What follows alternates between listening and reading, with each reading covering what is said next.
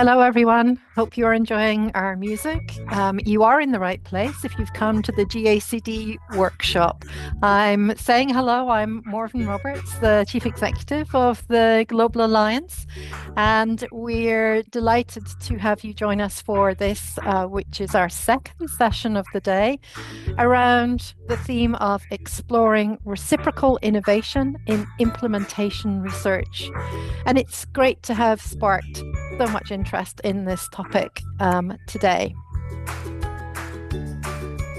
While we sit and wait for people to join us, let's move to the next slide. And you'll see, as always, we send out our welcome in many, many languages.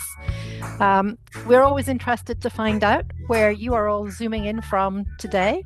So why not drop hello in the chat box in your mother tongue, local language, and say who you are and where you're zooming in from today. So first up, I'm going to give you a short introduction to the Global Alliance for Chronic Diseases. It always surprises me how few people have heard of us, but I want to ensure that you all know what GACD is about.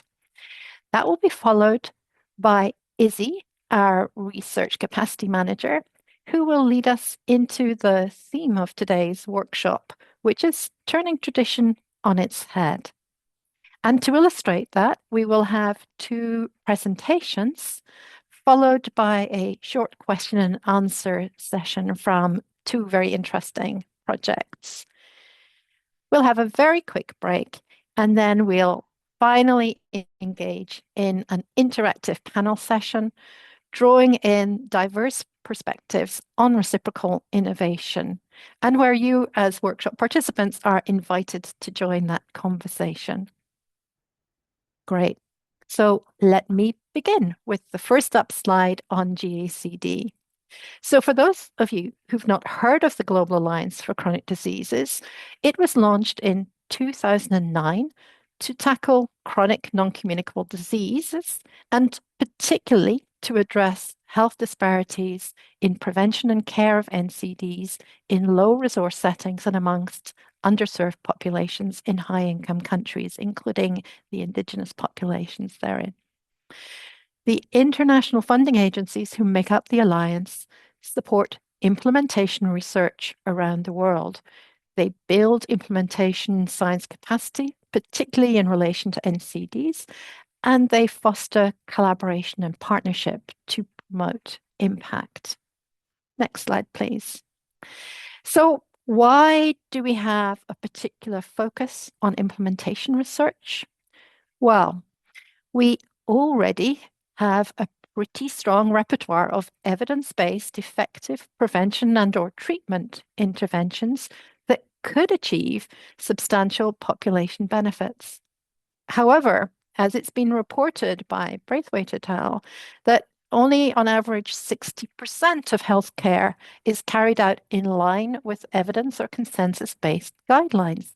That means 40% is not based on evidence.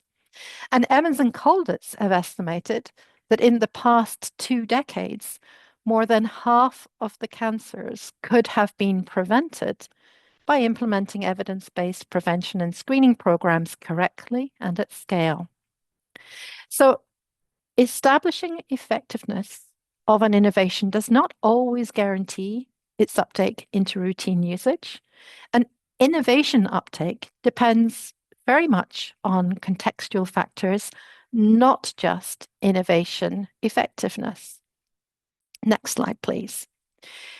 Implementation science is the scientific study of methods and strategies that facilitate the uptake of evidence-based practice and research into regular use by practitioners and policymakers.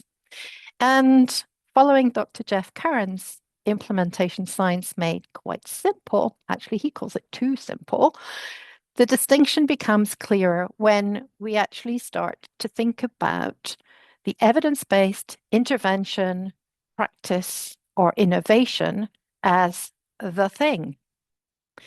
And then next, if we think about effectiveness research, we're looking at the study of whether the thing works.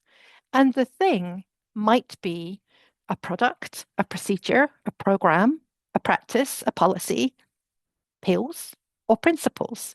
That's the 7 Ps that are down the left-hand side of this slide. So effectiveness research is a study of whether the thing works. First bar. Next, we think about implementation research.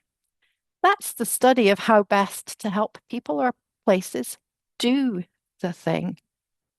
And then next up, we have implementation strategies. That's the stuff we might do to try to help people or places do the thing. And then finally, we'll come to implementation outcomes, which are usually measures of how much and how well the people or places do the thing. Very simplistic, I know, but sometimes it really helps with the language issues that are often raised around what is implementation research. If we go to our next slide, then I'm going to talk about what GACD has done to date. So within the Global Alliance, we've collectively, since 2011, invested more than 400 million US dollar equivalents in 9 joint funding calls amongst the agencies within the Alliance, with research taking place in more than 80 countries. Next slide, please. All the members of all the projects that have been awarded are invited to become part of the GACD Research Network, where there is a culture of increased sharing of knowledge and approaches such that research, capacity strengthening, and impact are enhanced and we hope accelerated. We constantly seek to learn, and today's workshop is opening our eyes a bit wider to changes in the global research landscape. And I'm going to ask Izzy van der Eck, our GACD Research Capacity Manager, to provide a bit more information about today's topic. That is the two-way street of reciprocal innovation. Izzy, over to you. Thank you so much, Morvin, and good morning, good afternoon, good evening, perhaps good night to everyone who's joined us. As Morvin said, I'm Izzy van der Eck. I'm the Research Capacity Manager here at GACD, and it is my great pleasure to explore with you this idea of reciprocal innovation and turning so-called tradition on its head. But let's first find out who is interested and who has joined us today. And don't worry, we won't be doing a roundtable with everybody, just a quick anonymous poll via Menti. And many of you will be familiar with this platform, but just quickly, you need to grab your phone or open a new internet browser and go to menti.com. We have a code to enter, which will start the poll for you, or you can click on the link that's posted in the chat box by one of my lovely colleagues.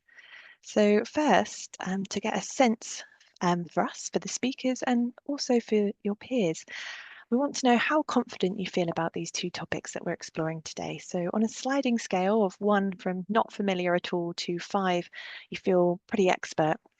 How would you rate your experience with implementation research? And secondly, how would you rate your understanding of reciprocal innovation?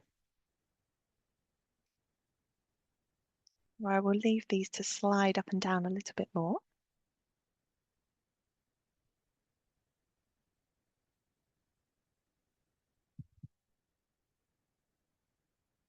So I can see there's humps all the way along. So we've got a nice spread of people's understanding here, from people who are a bit newer to the topic area and those who are fully established in it. But we're looking at implementation research being just above the middle, and that reciprocal innovation slap bang in the middle.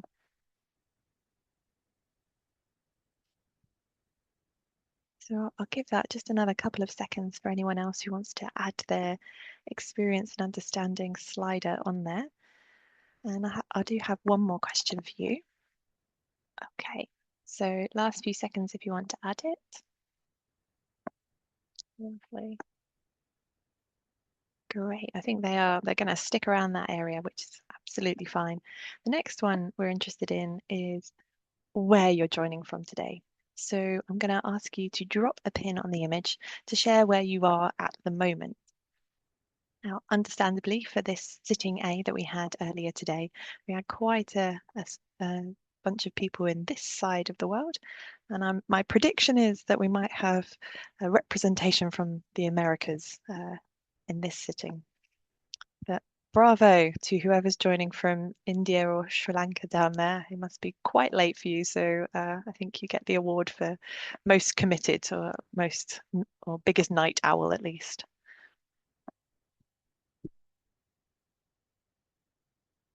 More than one as well. Fantastic.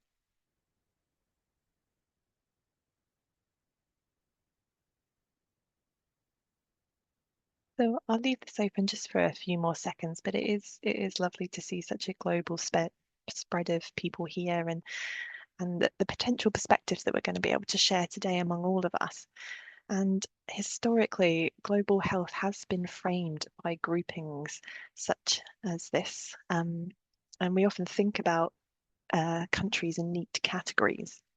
So, for example, you might be familiar with the Brandt line. It's from the 80s and it divides the global north and the global south. There's also the World Bank classifications that look at country level income into high, upper middle, lower middle, and low. And there are even the slightly more complex metrics such as the Human Development Index. And these groupings shape how we think about resources and expertise. But here's the crunch. While we measure geography, income, development, and many other indices, we don't measure innovation. There's no classification that captures creativity. There isn't one that thinks about local problem solving or transferable ideas in general. And yet, the dominant narrative that we've existed with assumes that innovation flows from the so called West to the rest of the world. And this assumption isn't just outdated, it reflects colonial legacies. The low and middle income countries have often been positioned as recipients of aid, not as equal partners or sources of knowledge. And the truth is, innovation can and does happen anywhere. The idea of reverse translation began to embrace this by recognizing LMIC scholars as innovators. And there is a great series in Globalization and Health that was released back in 2013. But if practiced without equity, reverse translation risks reproducing those same colonial patterns. So extracting ideas without investing in the communities that created them. And reciprocal innovation goes further. It seeks to dismantle those hierarchies and promotes co-creation, shared leadership, and mutual respect. And it aligns with decolonizing global health by rebalancing power, credit, and decision making. So it's not about borrowing, it's about building systems where knowledge flows in all directions. Indeed, there has been some powerful thinking on this topic, and I would direct anyone interested to the BMJ Global Health series, referenced at the bottom of the slide here.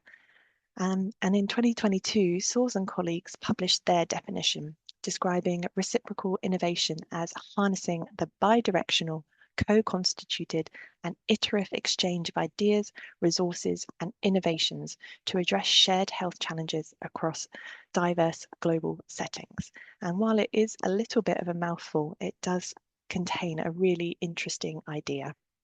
And they went on to outline the three core characteristics of reciprocal innovation, that it's rooted in reciprocity, mutual learning, and equity, that the partnerships that embrace this should take a truly bi-directional approach with ideas flowing both ways or all ways if there are more than two partners.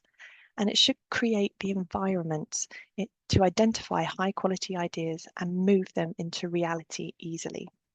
And together, this means we don't assume who will innovate. We design equitable relationships, define problems collaboratively, and adapt solutions so that they can travel and deliver impact in many contexts, with the aim to benefit all nations. So now let's head back to Menti just briefly before we kick off with our expert presentations.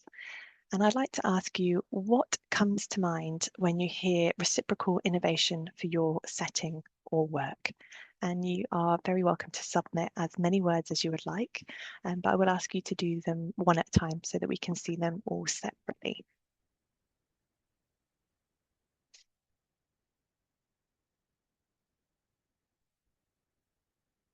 I love it. Equity, collaboration, equitable collaboration.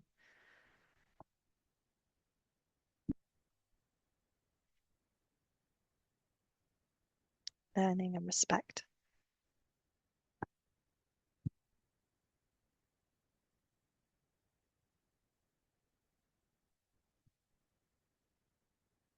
Respect and collaboration, partnership, communication, exchange.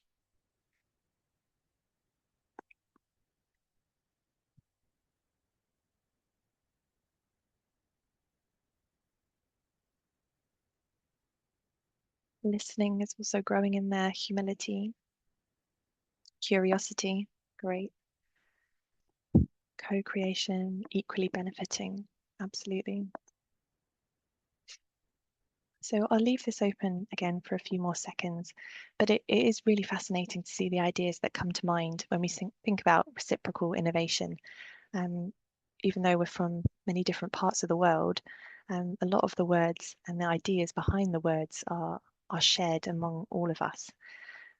So next up, we are going to bring those concepts to life. We're moving into a series of case studies that show reciprocal innovation in action. So real examples of how solutions developed in one context and have been adapted and applied in another, creating some mutual benefit.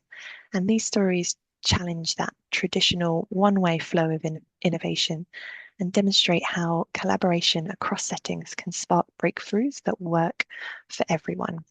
So as you listen, think about the words that you just shared and how they might connect with these examples you're about to hear. Speaking first, it is my deep privilege to introduce Dr. Jepchirchir Kiplagat from Moi University in Kenya. Chiri is a trailblazer in global health research whose work is redefining integrated care for older adults living with HIV and chronic conditions. And since completing the GACD Implementation Science School many years ago and joining the junior faculty program, she has risen to become a respected leader in implementation, science and health systems innovation. And through her pivotal role in the AMPATH partnership, one of the earliest champions of reciprocal innovation, Chiri has helped shape models of care that resonate globally. So today we have the privilege of hearing from her and a scholar whose work is driving this transformative change that we're all looking to see. So Chiri, the floor is yours, and just let me know when you'd like to move between slides. Thank you. Thank you so much, Izzy, for that very, I can say, heartwarming introduction. I am privileged today to share with you some of the work that we've done, and I appreciate your work, Izzy, in sort of, building that platform on reciprocal innovation. Thank you so much. So as we thought through that and appreciate, what are these things that really are done, in LMIC and can actually be transferred to high-income countries and have worked for that matter, or what challenges did they face as they completed that?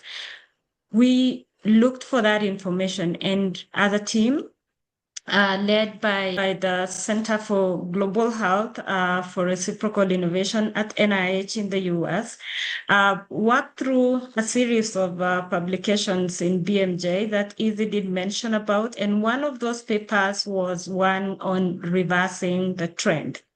I'll give you a highlight, and I would really encourage you to go and read all those work to learn more about reciprocal innovation. Next slide, Izzy.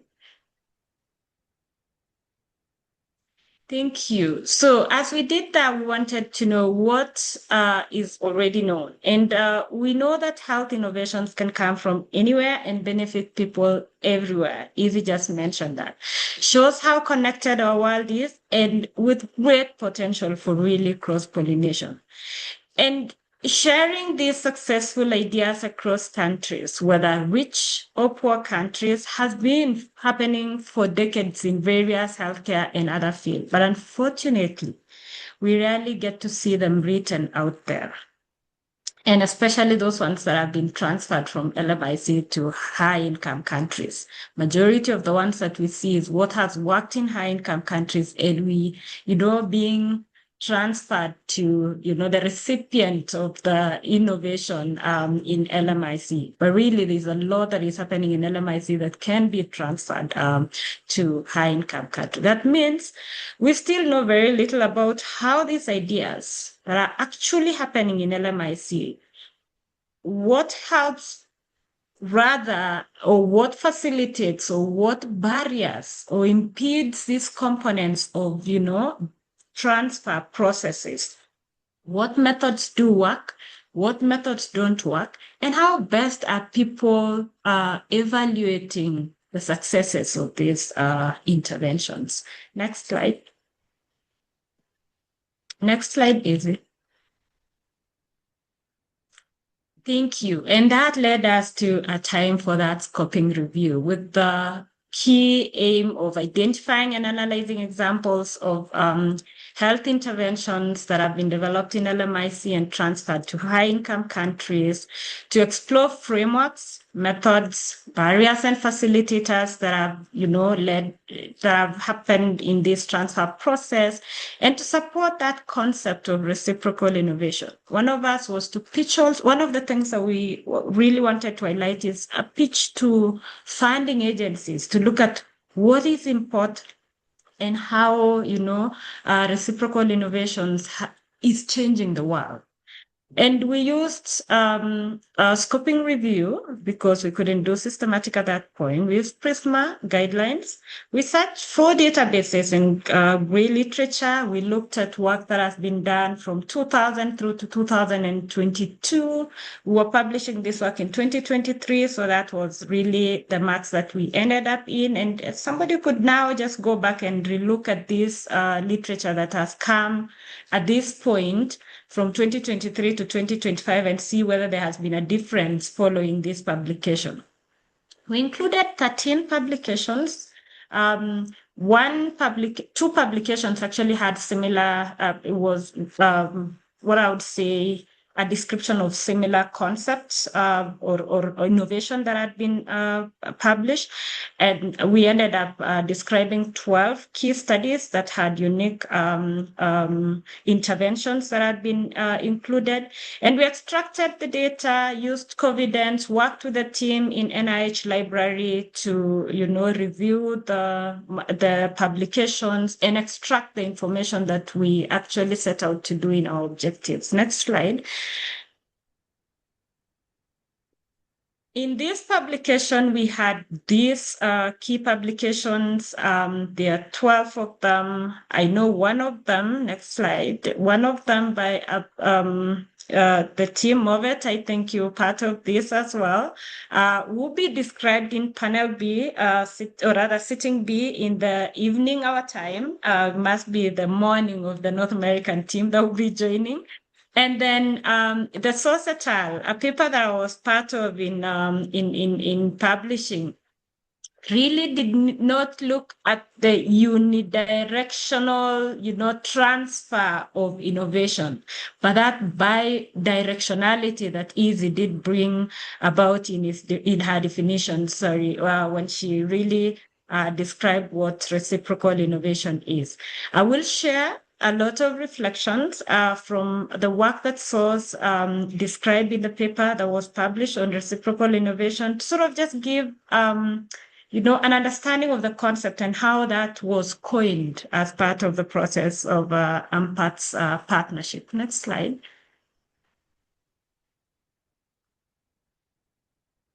Thank you so much, Izzy. So, as I mentioned, one of the objectives that we looked at in our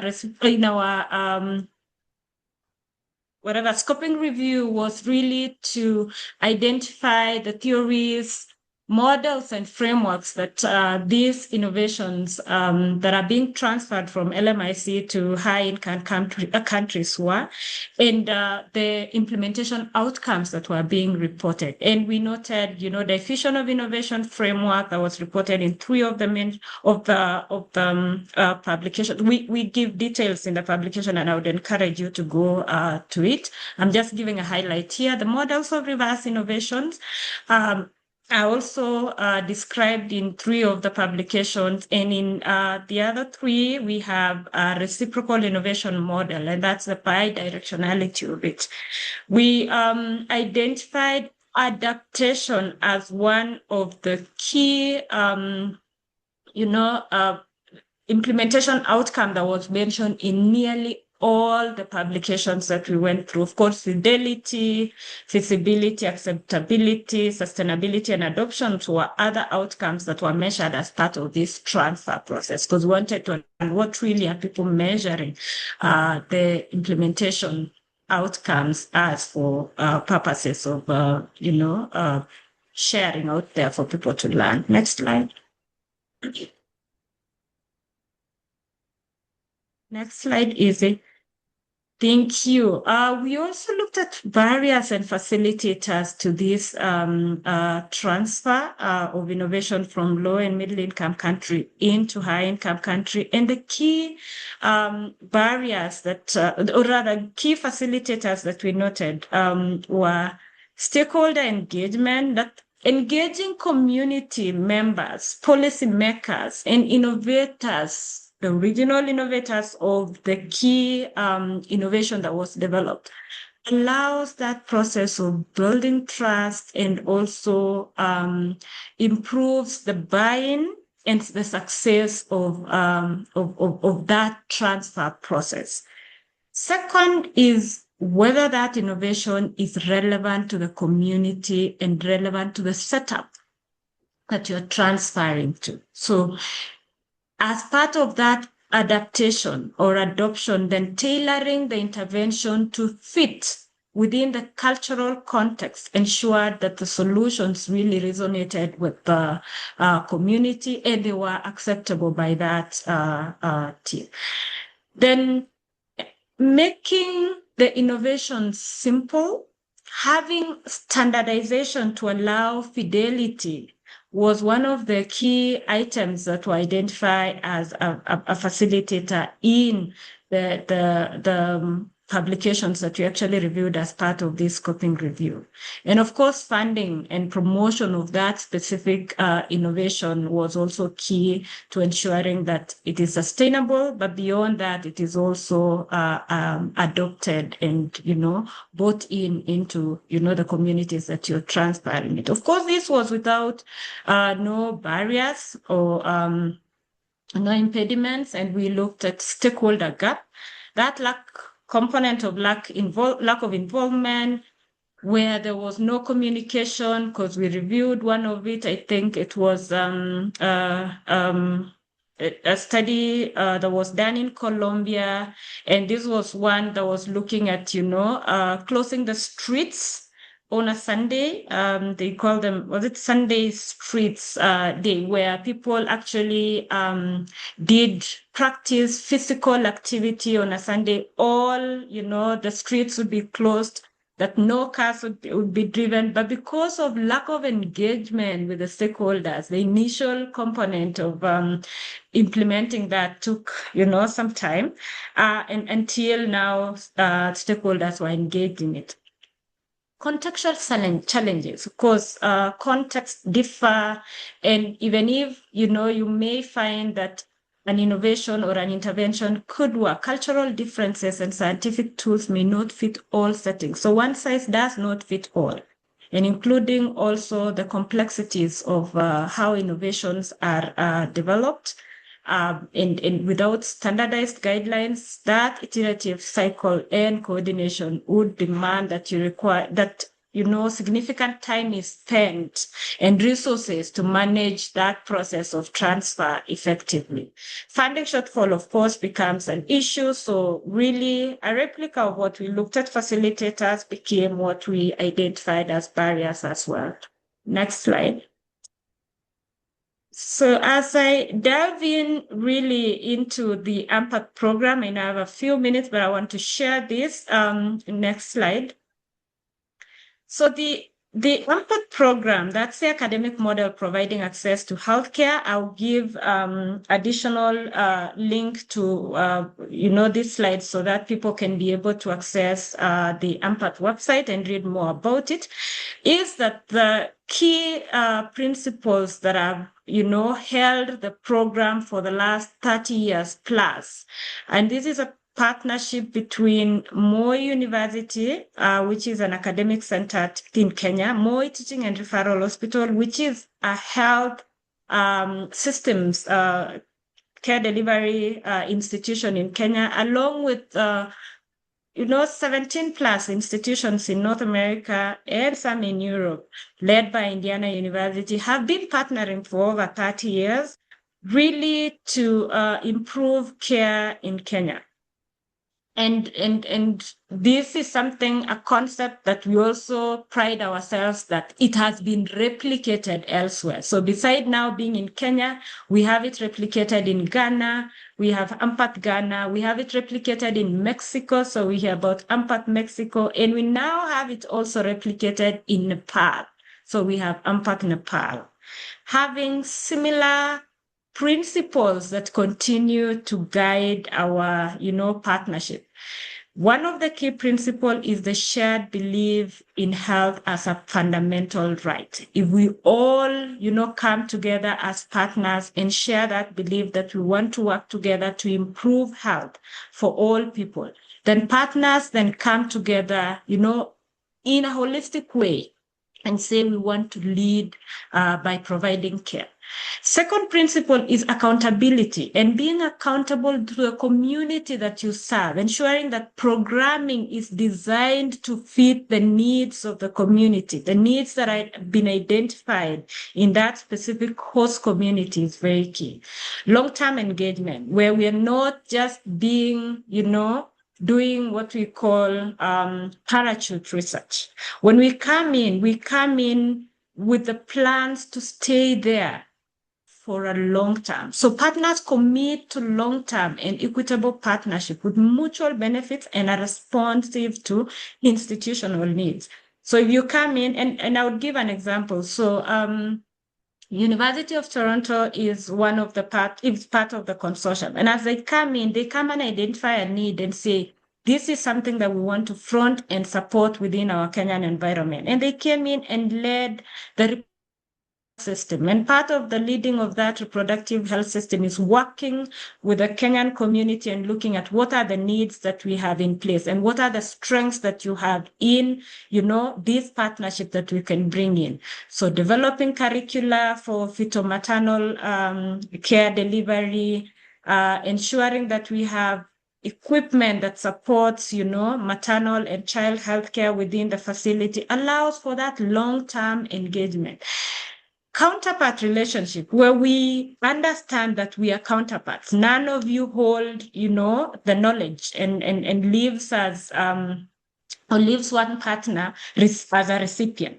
Rather, we are both learning and co-learning, co-creating as a team. As such, host partners lead the way in their own countries, while partner institutions understand that is where the boundaries also do exist. Leveraging institutional strengths and also ensuring that those powers and responsibilities that the institutions have are used, to build the system and for infrastructure that do exist. Allowing, training and research within that platform that has been created has allowed our faculty members, our students, and, early career investigators to grow in this environment and continue building upon this, I would say very rich infrastructure, rich environment that really has allowed people not just, make mistakes, but also self-correct as part of that mistake that they make. And that collective impact that the institution come together to work with a deliberate complementarity and collaborative way. So we had about collaboration, we had about partnership in the Mentimeter that we just heard about. And these all, principle led us to really this work of reciprocal innovation, where we were collaborating, learning together with mutual benefits. Next slide. I think now this gives me a basis of rushing through the other slides, because this really gives the meat of it. So as part of that, then we came together as a team and said, okay, so we have issues, or we have priorities in our various setups that we come from. And as part of that, stakeholders came together in a meeting and, brainstormed collaboratively to identify health priorities and opportunities for mutual learning. What are the issues that, appear in, say, Indiana University, even within the rural environment? And there was, for sure, high or increase in HIV infections. We have HIV infection issues within our Kenyan environment here. And looking at what have we done in Kenya to really bring, HIV transmission or HIV infection to its knees. I can't say we've achieved it there, but we've really had very strong, successes in bringing our PMTCT levels to less than 2%. We've had other successes in, building this collaboration. And what could, the Indiana team learn in that capacity? And one of the key things that we learned is really the value of community engagement. And part of that was community health workforce that would really support the communities in the various setups to actually support prevention and treatment of HIV/AIDS. As part of that, we came together to look at what now could, the team work together to co-develop, interventions that could work in the various contexts. So you can develop an intervention and see how each of these interventions can be tailored to various concepts. And that is the bi-directionality of the interventions that we develop. And part of this then, each of the, parts of the implementing partners implement it, evaluate it, and then now share the lessons learned on this innovation as part of of publications. Next slide. Kiri, can we ask you to wrap up relatively soon? We want to give our other presentation. I'm actually wrapping. Excellent. Yes, Thank you so much. wrapping up. Yes, thank you. And what I wanted to mention, because I have already just finalized from the, the processes, because this is the process that now describes how the whole, stakeholder engagement, and there was support for funding for work that was now identified as potential to have a reciprocal innovation. Next slide. I want to show where this funding actually did go to. This was still part of the stakeholder engagement that I just described, where people came together to identify the priorities. Next slide.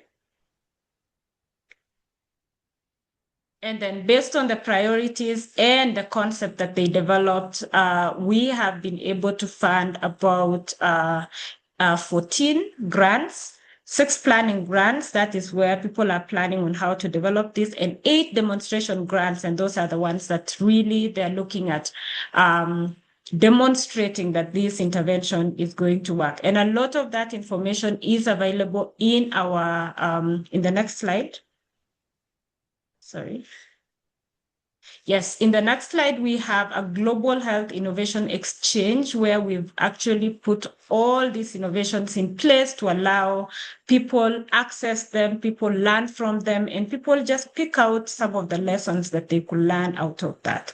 And I think I could use this to really say, go into this, we've published lessons that we've learned out of that. We've also published what we want to do moving forward as part of the work that we've published and shared in this platform. I would like to end at this point with that slide. I know the rest of the slides really summarize this as well, and acknowledge everyone who's been able to participate in this, especially those who came up as part of the team to, coin the reciprocal innovation term. Thank you.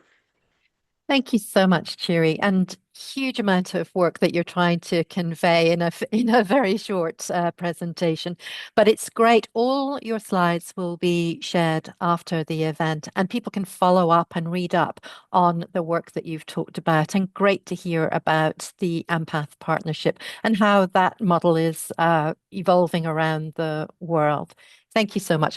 We won't take questions right now, but if you have questions for Chiri, do pop them in the chat, and we have a speaker panel session following our next presentation.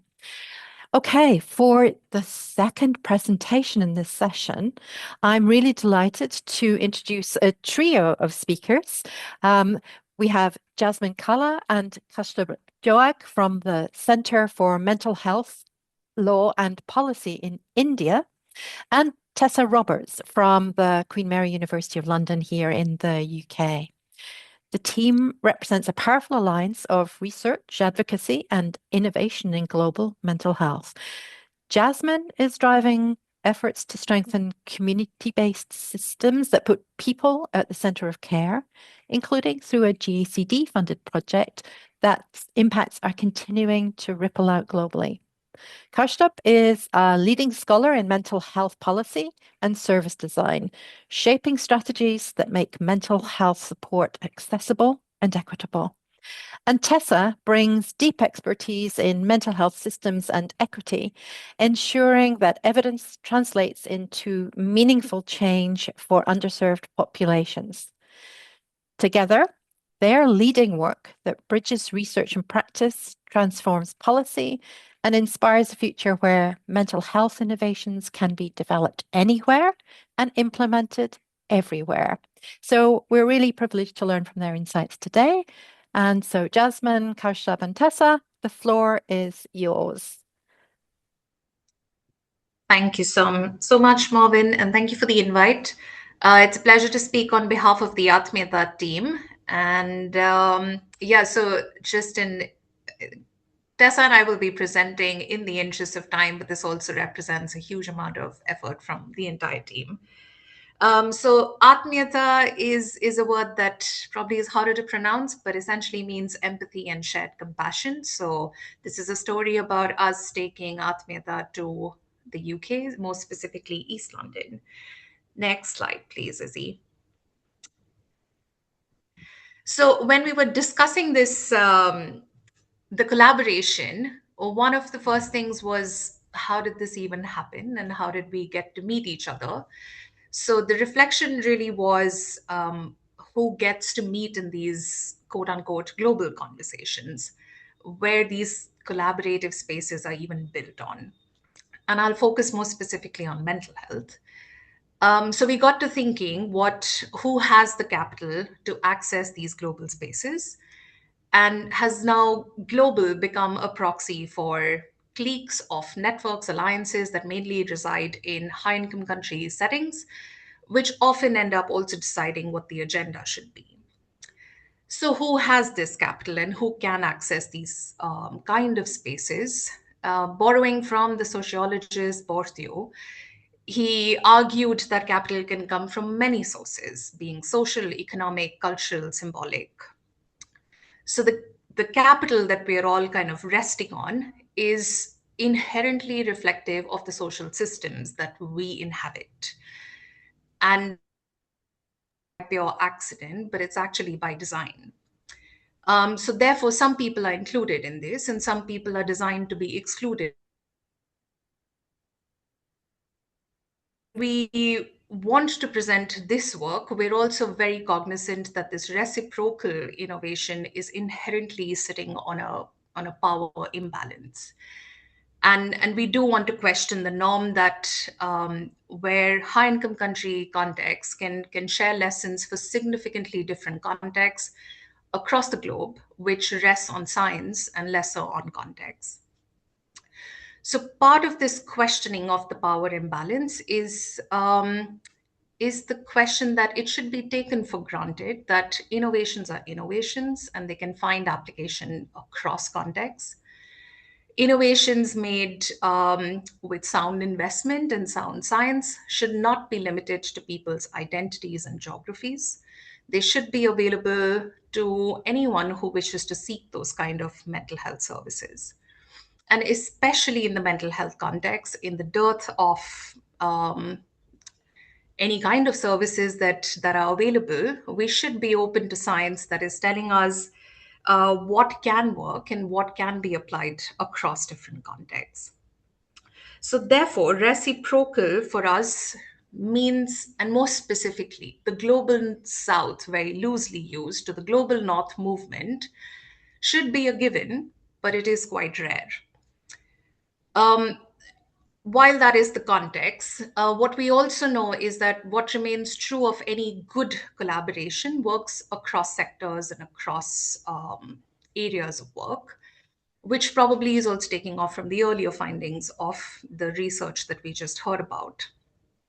One of the things I feel like that works for collaboration is finding allies who have a similar worldview, have a similar problematization of the concept that you're working towards, and therefore are a shared commitment towards finding solutions. What we've realized is you do need to spend time in building those relationships and building a trust and reciprocal relationships. But once you have built that collaboration, it's not like the power imbalances suddenly disappear or do not or cease to exist. The fact is that this time and reciprocity and the trusting relationship does require enough and more time, which is somehow not always fit for a grant-based sort of framework. In addition to that, if you do end up spending the time on it, it can significantly strengthen the intervention, change the intervention for the better. So it is worth making that sort of effort. So here, I think we just wanted to highlight that investment in collaborations and collaborators is as important as investing in your communities. And while also having spaces to discuss these tensions and the imbalances that we all work within. Next slide, please. So what we also wanted to touch upon was how we came across the scaling journey. When we started off the intervention, where we moved from the proof of concept from 41 villages to about 600 villages, the idea was always to build for scale. And living in a country as diverse as India, where the context changes at several levels. At the local level, we understand there's a change in dialect, practices around social norm of caste and gender. Regionally, we understand that state systems, health systems, responses change. And generally, we exist in a policy and a legal framework. So you're working with all of these intersections. While we recognize the need for changing context, our focus was to build Atmita. Atmita is the core of the model, which was essentially to say identify, train, mentor community members to provide quality evidence-based care at people's doorstep free of cost. And while we knew that the evidence existed of lay health worker, the question was, can we scale this and how does it work across a low resource setting? So there was a clear understanding that when we develop the core of the intervention, all the other elements of the intervention need to be suited to people's contexts and people's needs. What happened through our journey was that once we built the evidence through our trial, we started expanding across our neighboring districts within the state. But the pandemic did something interesting, which is got the attention of many other community-based partners who don't work in mental health to start layering on mental health. And now we're in a situation that over 13 years, we've now expanded to about 4,500 villages across 7 states in India. And some of the reflections about these partnerships, and some failed, some incomplete, and some very successful interventions as well, through collaboration and through partnerships, have taught us a few things. That one of the drivers, I suppose, for change is finding a value match, believing that inherently believing that communities can address their mental health is a big indicator for success. In addition to that, finding a partner which has community linkages more in a participatory sort of way, and work within systems and especially health systems to think about scale and sustainability. And with that, I will hand over to my colleague Tessa, who will talk about the most recent collaboration. Thanks very much, Jasmine. Can you get the next slide, please, Izzy? So I think as Jasmine has alluded to, a lot of the process is very similar. As some of the principles of adapting to a new context. We've learned very much from the work that the Indian team has done in transferring Atmiyata to different settings across India and scaling up across different contexts. So in East London, where we have been funded by the Barts charity to adapt the Atmiyata project for an area of Newham, we are working with local partners, and I really want to highlight the importance, as Jasmine and Chiri have both kind of emphasized, of that community engagement and of having strong local partners who have spent the time building, understanding and trusting relationships with the community members who you're trying to serve. So in this context, we're working with a grassroots NGO called Newham Community Project, who've spent many years serving the local community and building the links necessary to really do that embedded community engagement work. We're also working very closely with some of the local partners who are essential to enable this work, particularly local government, so the London Borough of Newham, who've been extremely supportive of this. And we've been collaborating with the local NHS Trust, the East London NHS Trust. So I guess one of the questions that we've been grappling with, and we have the benefit of learning from the team's experience previously in India, is this question of fidelity versus adaptation and how closely we stick to the original model and how much we kind of adapt that and change that, and how much it can be adapted and changed while still sort of remaining fundamentally the same innovation. So the approach that we've taken is to very much see the work in East London as inspired by the work that's happened in India. So we're trying to learn from the principles and the approaches that they've taken, rather than trying to necessarily implement it exactly the same way in a one-size-fits-all sort of cookie-cutter way. And we've decided as sort of our approach to adaptation to kind of split up the piloting into two phases. So we're starting with quite a small, what we're calling pre-pilot, where we're going to stick quite closely to the original model from India and really learn through the process of doing that what can and can't work. Because I think there's quite a tendency to assume that that can't work here and to introduce adaptations without really trying it out first and testing, maybe this could work. And I think having learned from the team in India's experiences, there's obviously a lot of pushback when you try to challenge the status quo and do things in ways that they haven't been done before. And we really want to, and I guess they've learned from that experience that actually things can work that people are initially skeptical about.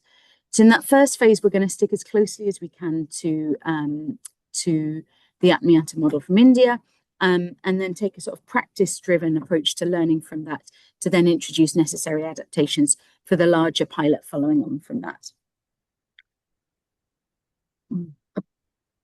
Apologies, some sort of fire alarm. Just give me a second, see if it stops.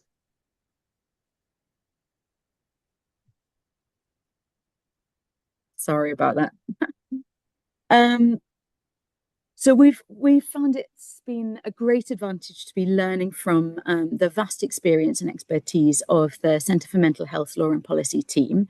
So a really important part of this process has been having the opportunity to visit the programme in Gujarat and learn from the champions and the field teams there, as well as the academic team at the centre. And having Jasmine based in London for various visits to help inform our adaptation process. We've also benefited enormously from some of the teams providing online training to the local field team here. And that's obviously given us a huge amount of support in terms of learning from that over a decade's worth of experience of doing this previously in India. And we found that this collaboration and the input of the Indian team has really helped in terms of challenging the status quo. Because as I mentioned, obviously when you try to do something quite different, that really challenges some fundamental questions around who can provide mental health care, where can mental health care be provided, what constitutes mental health care. There's inevitably, some pushback and some skepticism, and being able to point to the really strong evidence base that the team in India have generated does help in terms of sort of bringing people on board and showing what can be done. Can you take us to the next slide, please, Izzy? So when we got together last week to kind of reflect on what's different about so-called reverse innovation or reciprocal innovation, I guess the first thing that we're reflecting on is that actually the process of adaptation is quite similar, regardless of the direction of travel of an intervention, whether that's from a high-income country to a low middle-income country setting, or whether that's scaling across India, as the team have already done. The principles that Chiri really highlighted in terms of working with local partners, in terms of community engagement, in terms of thinking about sustainability, acceptability, feasibility, and so on. Fundamentally, it's the same process. I don't think that there's anything about going from lower middle income countries to higher middle income countries that actually is very different from the wider implementation science literature, with one potential exception, which is the sort of regulatory context. So we are operating in the UK in a different regulatory context where there are stronger regulations and safeguards. And this kind of has, on the one hand, the impact of reducing flexibility to some extent, but obviously on the other hand, provides greater support to both service users and to the local team. So that was kind of our main sort of difference that we highlighted. Other than that, we think actually the process of transferring something from the global south to the global north is remarkably similar, but what does differ is the responses to the project, the perceptions of the project and the assumptions that people make about it. So I think there is often kind of a perception or assumption that research that comes from high-income countries is high quality and has universal relevance in some way. And that same assumption is not always extended to evidence that is generated by teams in the global south, even when that research is extremely robust and conducted to high standards. So we get a lot of questions when talking about the process of adapting at Miata for East London that we're in at the moment, about why we didn't choose an intervention from Bangladesh or from Pakistan or from one of the other areas that has a strong diaspora community in the area. And I don't think we get quite those same questions if you have an intervention with a strong evidence base going from the UK to India, for example. We also get a lot of sort of assumptions that this is an intervention for the South Asian community, for the South Asian diaspora in East London, which is quite a large group in this area. And we have to, I guess, keep re-emphasizing that actually this is not solely targeting the South Asian community. This is something that we think can have relevance and benefits for everybody within the area. And the fact that the evidence originates from India doesn't mean that this is only applicable to people of Indian heritage. I guess in terms of other sort of differences of perception and the assumptions that people make, there's assumptions that are often made about the leadership of the program and who has the right to be the spokesperson for this project. And again, I think we see some real contrasts when work is taken from high-income countries and exported elsewhere compared to the opposite way around. So I've been asked, for example, to speak about the Miata project and the work that's happened in India in international settings. And I've had to kind of point out that, of course, I'm not person in this collaboration who is equipped and has the expertise to be able to speak about that. That actually the experts here are our colleagues in India who we're learning from. So we're having to kind of make quite a conscious effort to make sure that the credit is given to the people who've developed and evaluated this intervention, and that isn't automatically just transferred to the UK academic who's partnering on the project. And finally, I think the other kind of difference between the way that global health work normally works, which is kind of exporting interventions from high-income countries to the rest of the world, is in terms of the distribution of resources and power. And I think this is kind of linked to the funding structures where we are still, in both cases, largely reliant on funding that is held in high-income countries like the UK. So typically in global health programs that I've been involved with, the UK academic or the high-income country academic partner takes the lion's share of the budget and fundamentally has the final say and the control over how that budget is used, even when the work is happening elsewhere in a lower middle income country context. And that has not been sort of flipped and reversed in the context of that Miata East London. We are being funded by a high income country funder, in this case, the Barts charity, who've generously supported this. But they are a local funder and they want to see most of the funding being invested locally. So we don't see that kind of split where actually the originators of the intervention are taking the majority of the budget. And I think that is kind of a key difference in how the project is implemented. The lead organisation and where the budget is primarily held is at the UK university, which is Queen Mary in this instance. So I think this kind of raises various questions that we should reflect on about how we set up these projects in terms of reciprocal innovation in a context where we are still dependent largely on funding that is coming from one side and not the other. And think about what it would take to create a more multilateral funding landscape that would support more equitable partnerships across settings. So there's lots more that we could say, but I'm going to leave it there and we'll be very happy to take questions. Thank you so much, Tessa and Jasmine. That was a wonderful presentation, really reflective of the partnership that you have. Really excellent. Thank you so much. Now, we move into a very short period. We're going to truncate this period, unfortunately, for questions specifically to the two presentations. Hopefully our speakers will hang around to be able to participate in the larger panel discussion, because I think there could be useful inputs to that as well. But do we have any questions from around the room? I don't think I've seen anything so much go into the chat. If you do have a question, pop up your electronic hand. Yes, I see we have one from Kingsley. Kingsley, where are you? What's your question and who is it directed to?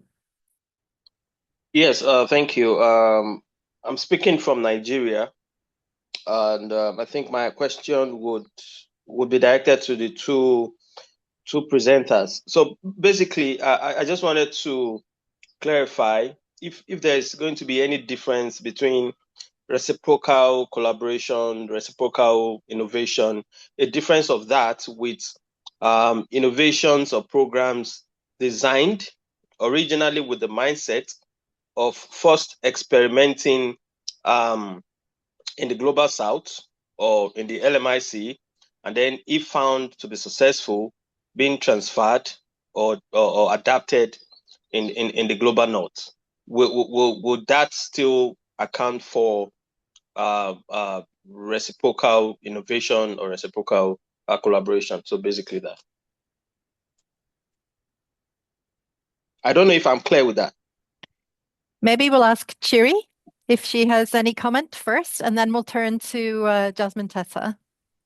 Sure. Thank you so much, Marvin. And thank you so much, Kingsley, for your question. My assumption is that the team that is planning to test this, whether it works in LMIC and then later on just transfer it and check whether it actually works in HIC, is a team that is collaborating together, co-designing this intervention, testing it in, LMIC, and then now going to adapt it back in the US, UK, or any other high-income country. Yes, that would fall in the definition of reciprocal innovation. Thanks, Chiri. That's a nice brief answer and perspective. Jasmine and Tessa, anything that you'd like to contribute?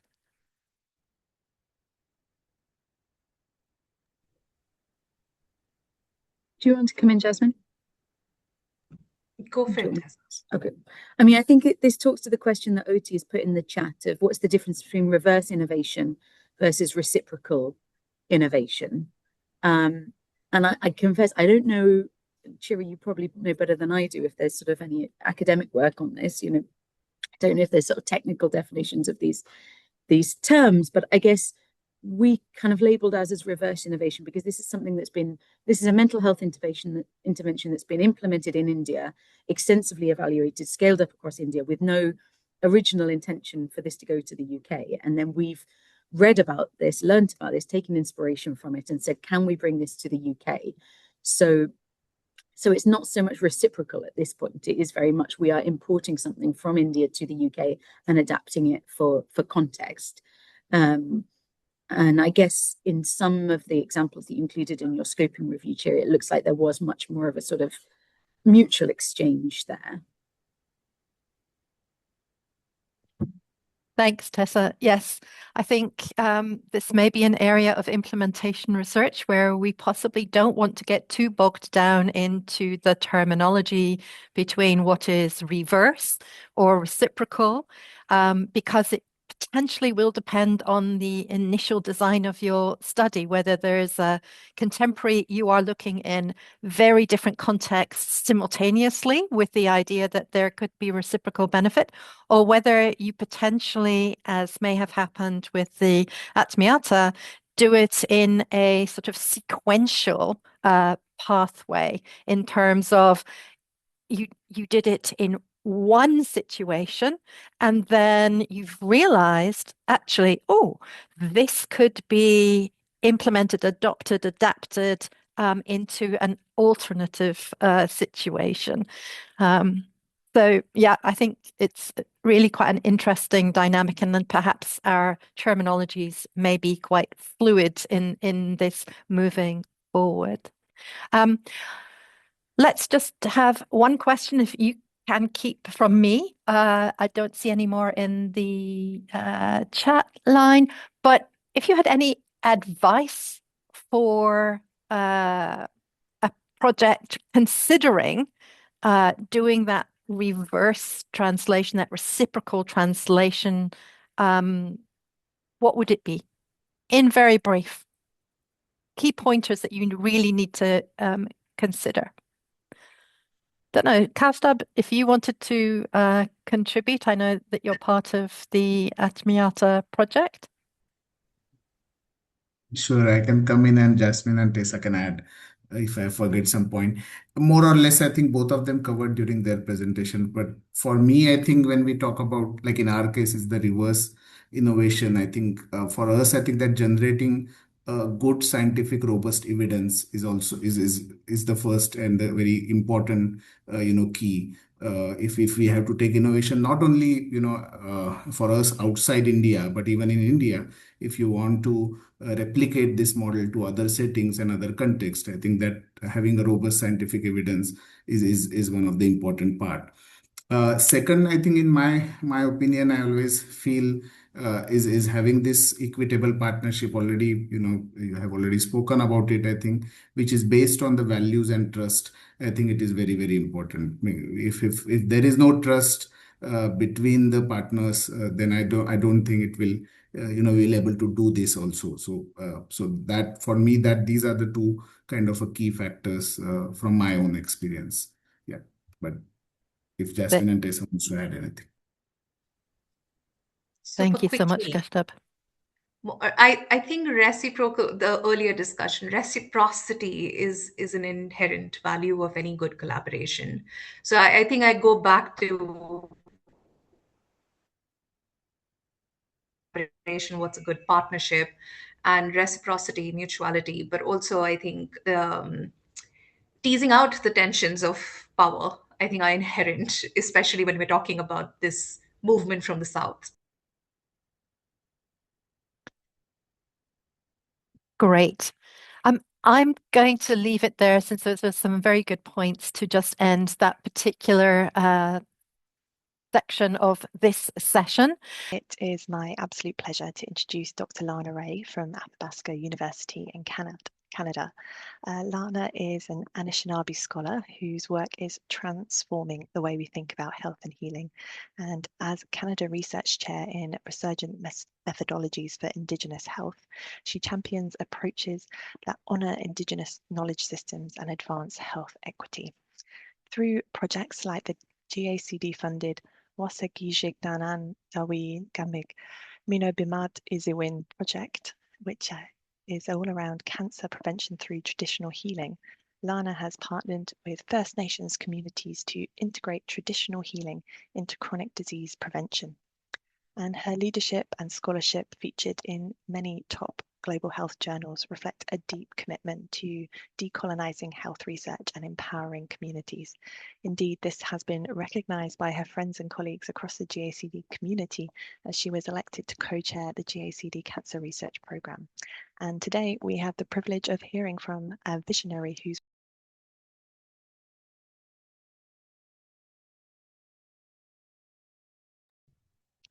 I think I got muted and unmuted a couple times there, but hopefully you caught it all and everyone was able to take in my best attempt at speaking from Anishinaabe words. But Lana, over to you and you can tell us all how to do it properly. Thank you so much. Miigwech, Izzy. I'll just start with my traditional introduction, which is also a form of land acknowledgement. Bojo waskane gijiko gindigo jaukanoje nadodama paganistan nadunjaba shunyanda. So I just stated my clan, so my kinship relationships, as well as the territories that I'm from and my Anishinaabe name. So I'm going to talk about the, as Izzy got right, the Wasa Gijik Nandawegameg Minobamadazoin program. And if you could just switch to the next slide. So just to orient yourself, this project is happening in Anishinaabe territory, signatory of Treaty Number 3.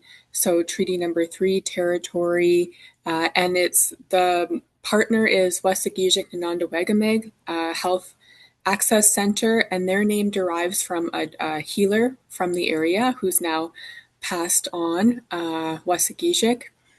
And they service local First Nations communities as well as the urban Indigenous population.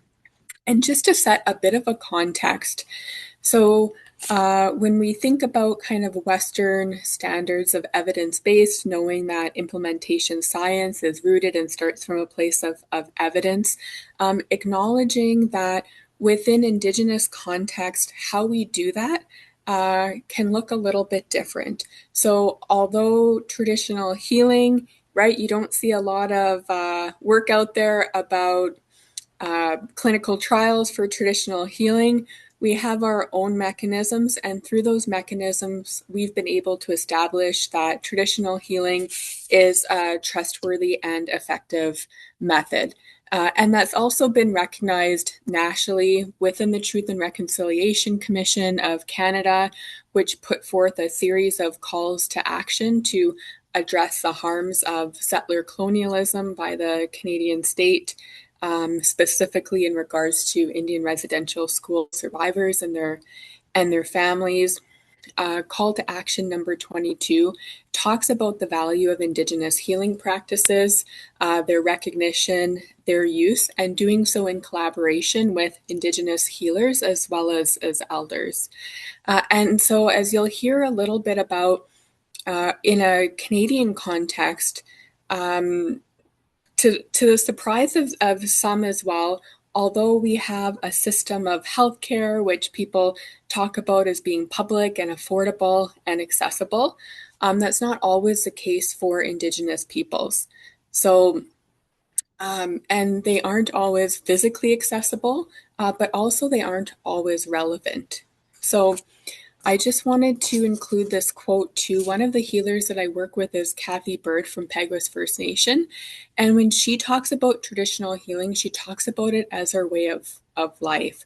So it's not something that's on a continuum of historically we had traditional healing, and now we're moving to quote unquote modern medicine. But traditional healing continues to be contemporary and part of our modern healthcare systems. Next slide, please. So why traditional healing as a reciprocal innovation? Again, when we're located in Canada. So there's many similarities between Indigenous communities, specifically First Nations, and the experiences they have related to low and middle income countries. So I'll just give a couple of statistics just to help folks understand. So 1 in 6 Indigenous peoples in Canada live in crowded housing that is considered to not be suitable. Over half of First Nations children live in poverty within our country. Although Indigenous peoples make up less than 5% of the population, we make up about half the population in care for children, so in foster care. And when you look at our life expectancy, it's more so aligned with a lower middle income country. So just being born as First Nations within Canada means that your life expectancy is 10 years less than a non-First Nations person within Canada. So, and there's many more, right? Rates of chronic disease are much higher, less likely, going back to that point about access, less likely to be attached to a primary care provider. Stats Canada, who's kind of our main national statistics organization, talks about 1 in 5 Indigenous peoples report racism and discrimination, but there's been Indigenous-led reports that give numbers as high as about 80-85%. And in terms of mental health, lots of underserviced populations and unmet needs there as well. So that's kind of one piece of the story. And similarly too, which is also further mediated by we're still living in a settler colonial state, but traditional healing continues to be discounted by implementers, by policymakers. There's misperceptions about the quality and the adaptability of traditional healing.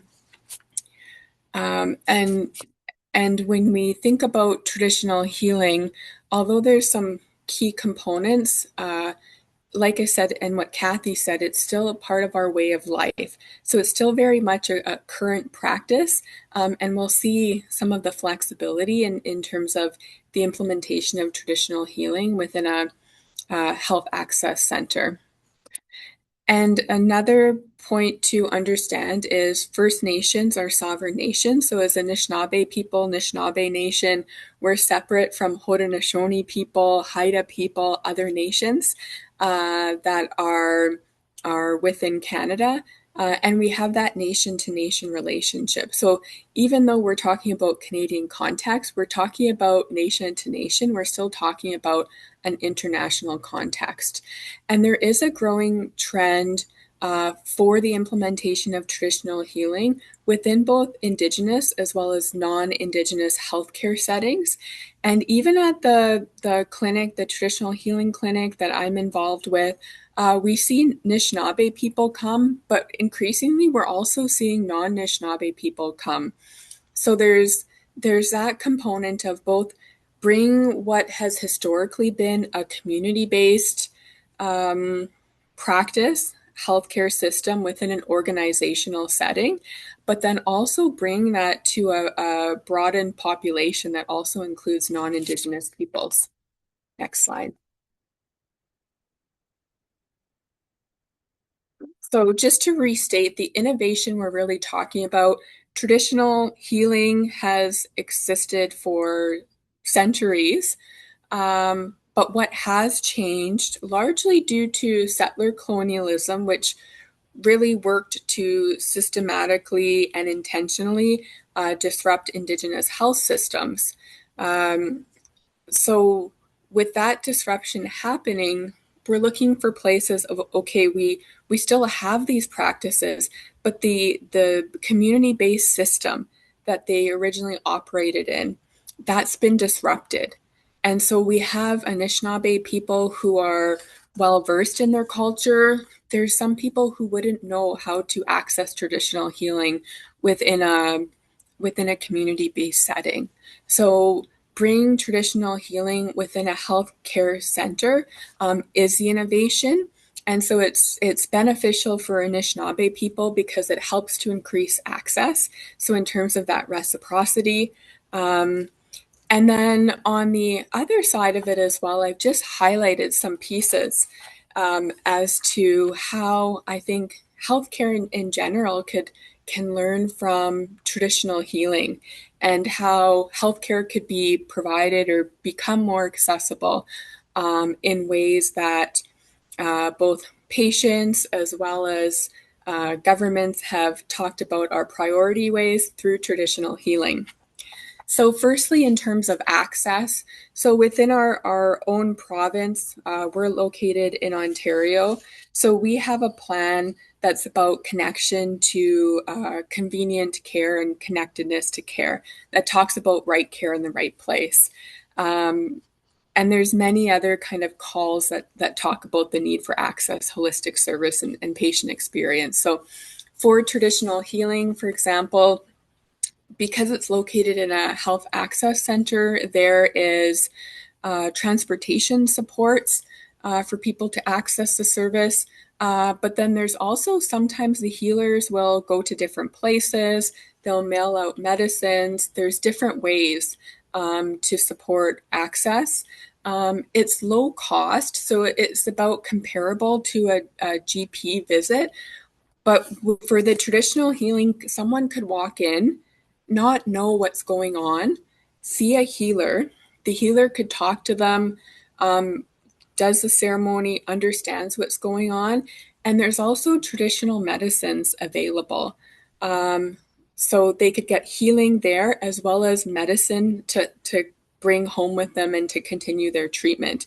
So it really is kind of that in thinking about from a cost perspective, but also a one-stop intervention and thinking about sometimes all of those stops along the way or extra steps for patients that make it difficult to access care.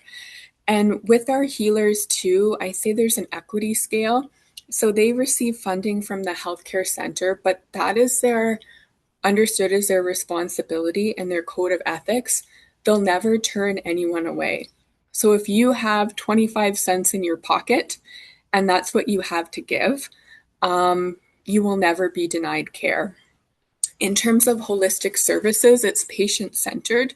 So each patient is provided with their own care plan.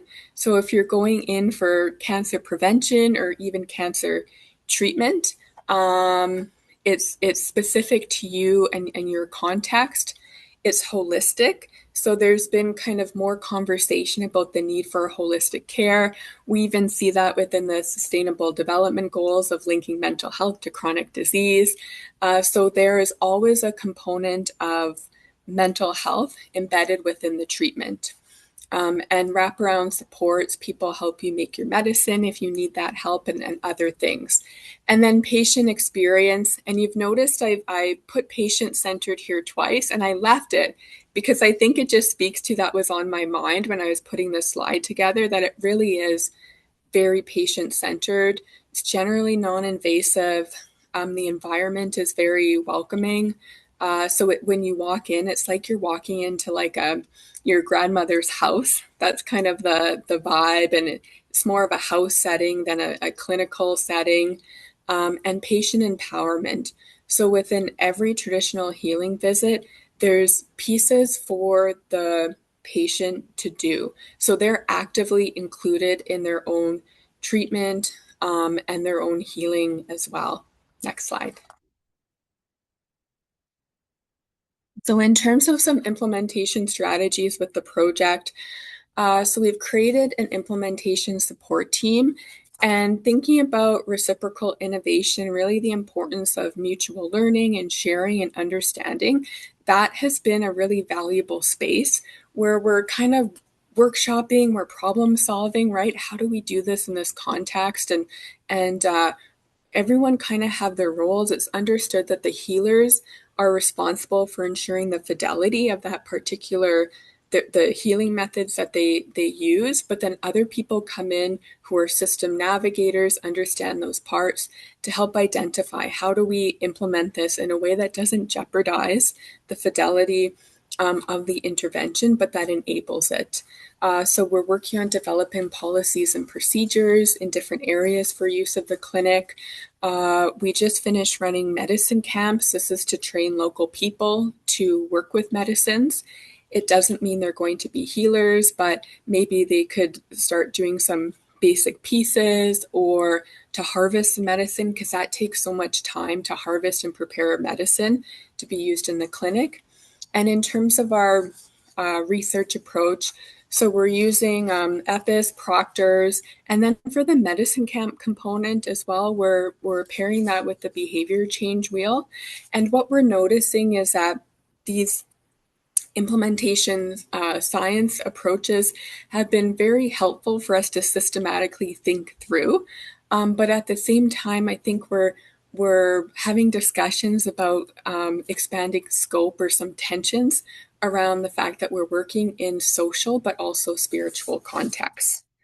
And I know I'm running out of time here, so I'll quickly get through the next slide.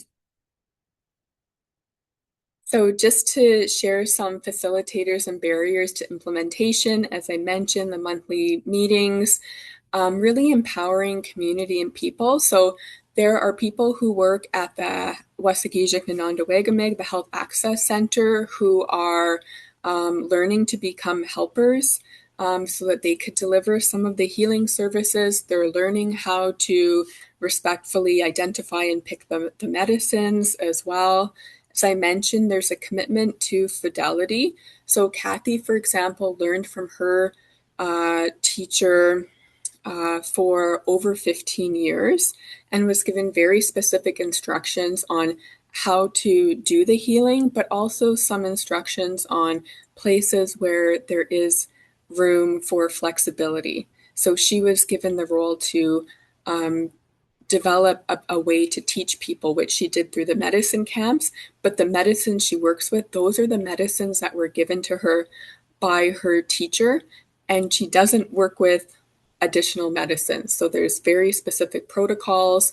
And there's an increase. Health Stats Canada has noted that, other surveys, that people are really wanting traditional healing. So that acceptability is strong. In terms of barriers, we're working in distinct worldviews, so that doesn't always translate. The reciprocal spirit is largely not present among Western health service providers. So Kathy, for example, was also a nurse for 40 plus years, and she's very comfortable working between Western and Anishinaabe health systems.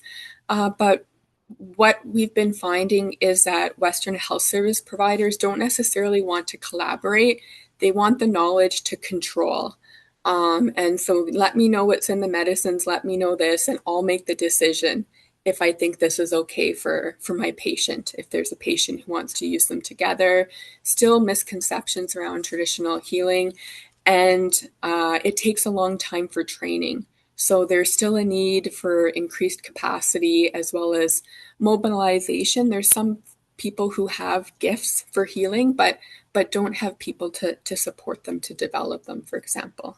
So I'll just leave it there for now. Miigwech. Thank you so much, Lana, for that really thoughtful and somewhat different talk, really helpful. Now, I'd just like to mention to everyone, try to find your react button at the bottom of your Zoom screen and show some appreciation for Lana. Thanks, Lana. In the interest of time, I'm going to ask that we keep our questions and our comments till after we've heard the second presentation. And then we do have a dedicated time for questions for both our presenters today. Now, I say both, but I am really delighted that for this second presentation in the session, we have Dr. Patricio Lopez Jaramillo and Dr. Jose Lopez Lopez, both from the Universidad de Santander in Colombia. And I hope that you can hear me, and I hope to be able to hear you. Perfect. Thank you for introduction. And well, I'm going to give a little bit more and say that you're going to be sharing your experience and insight from the GACD funded Hope For project, which actually was one of our early projects. Patricio is a globally recognized leader in cardiovascular and metabolic health, whose research has shaped international guidelines and transformed care for hypertension and chronic disease. He's got hundreds of publications and decades of impact. His work continues to set the standard for evidence-based practice worldwide. And Jose brings complementary expertise in cardiovascular epidemiology, leading studies that uncover barriers to care and inform policies to improve health equity across Latin America. So together, they are driving research that bridges science and real-world solutions, ensuring that advances in prevention and treatment reach those who need them the most. So, Patricio and Jose, delighted that you're here. The floor is yours. And I think we have your first slide up. Okay, thank you by the kind introduction. Really, in the Hope for intervention was a project in different steps. The first step was to identify the barriers that we have for the low level of control of hypertension that we have in Colombia and in Malaysia. That was the two countries included in the study. And after to identify the barriers, we implement intervention that principally was this sharing with not physician health workers, identify in the community. And the another intervention was a provision of free cardiovascular medication and to look to enhance the adherence to the medication through the participation of family or friends that we name treatment supporters. It was the intervention. The next slide, please.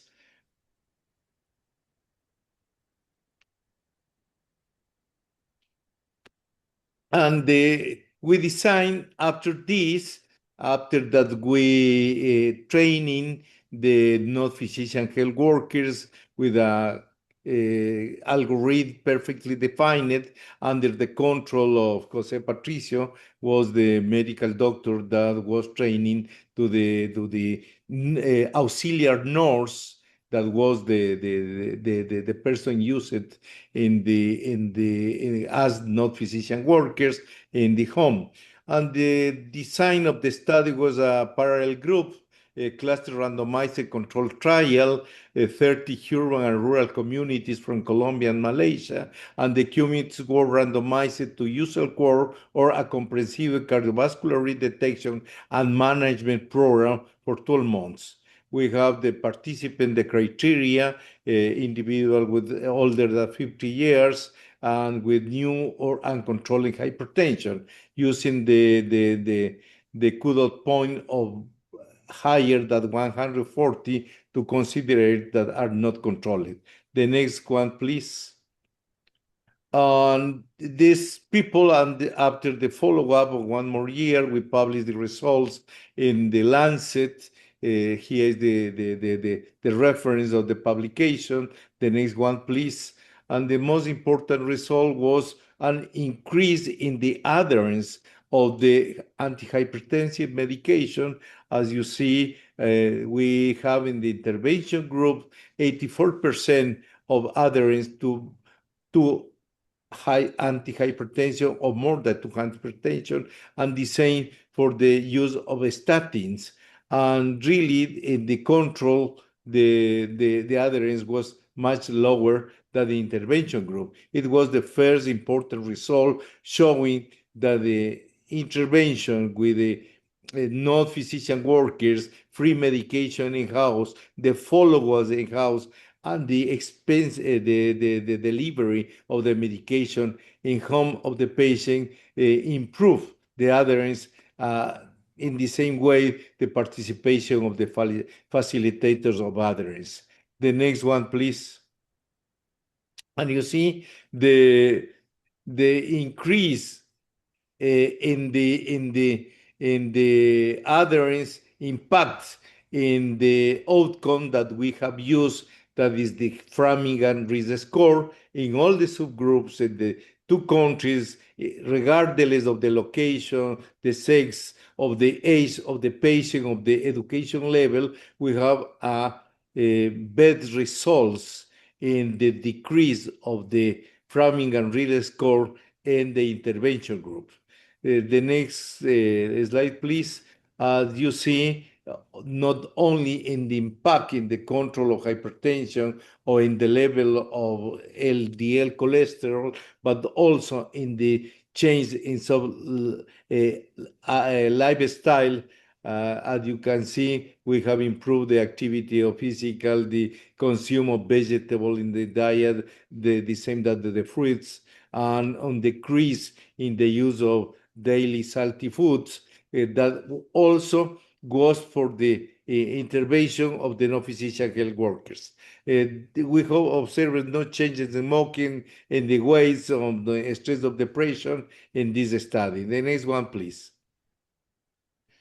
In conclusion of the HOPE-4, a comprehensive model of care led by non-physician health workers, guided by algorithms on a tablet involving primary care physician and family, along with the provision of free antihypertensive drugs and statins, substantially improve cardiovascular risk and blood pressure.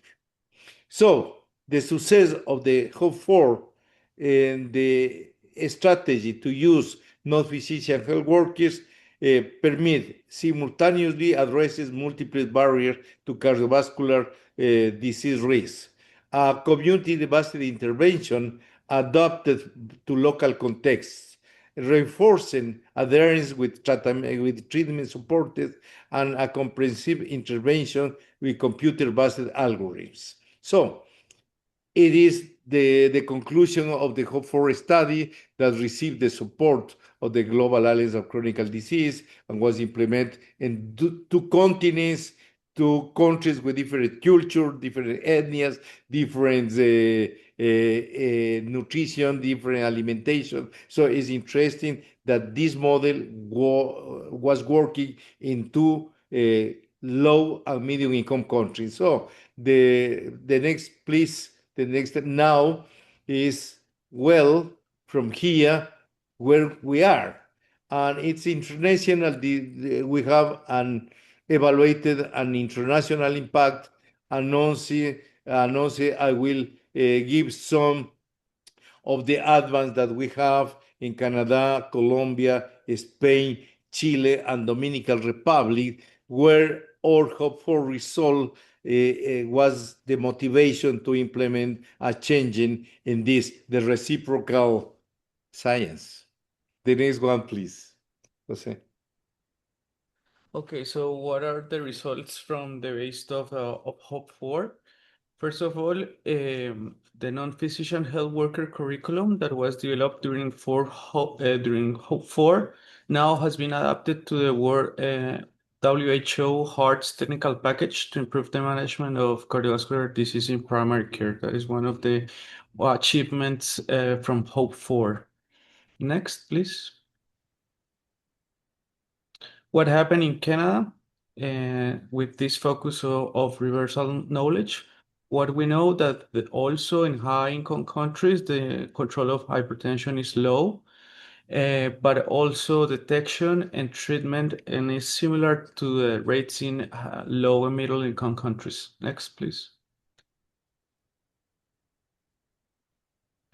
So we also work together with our partnerships from the McMaster University in Ontario, Canada, to implement Hope 4 in the context of a high-income country. So the intervention was the same as Hope 4, but no provision of antihypertensive for statin, and the non-physician health workers were adapted to the existing infrastructures. And the design was a little bit different, was a community-based pre and post-interventional study involving only two different cities, in this case, Hamilton and one in Surrey. Next, please.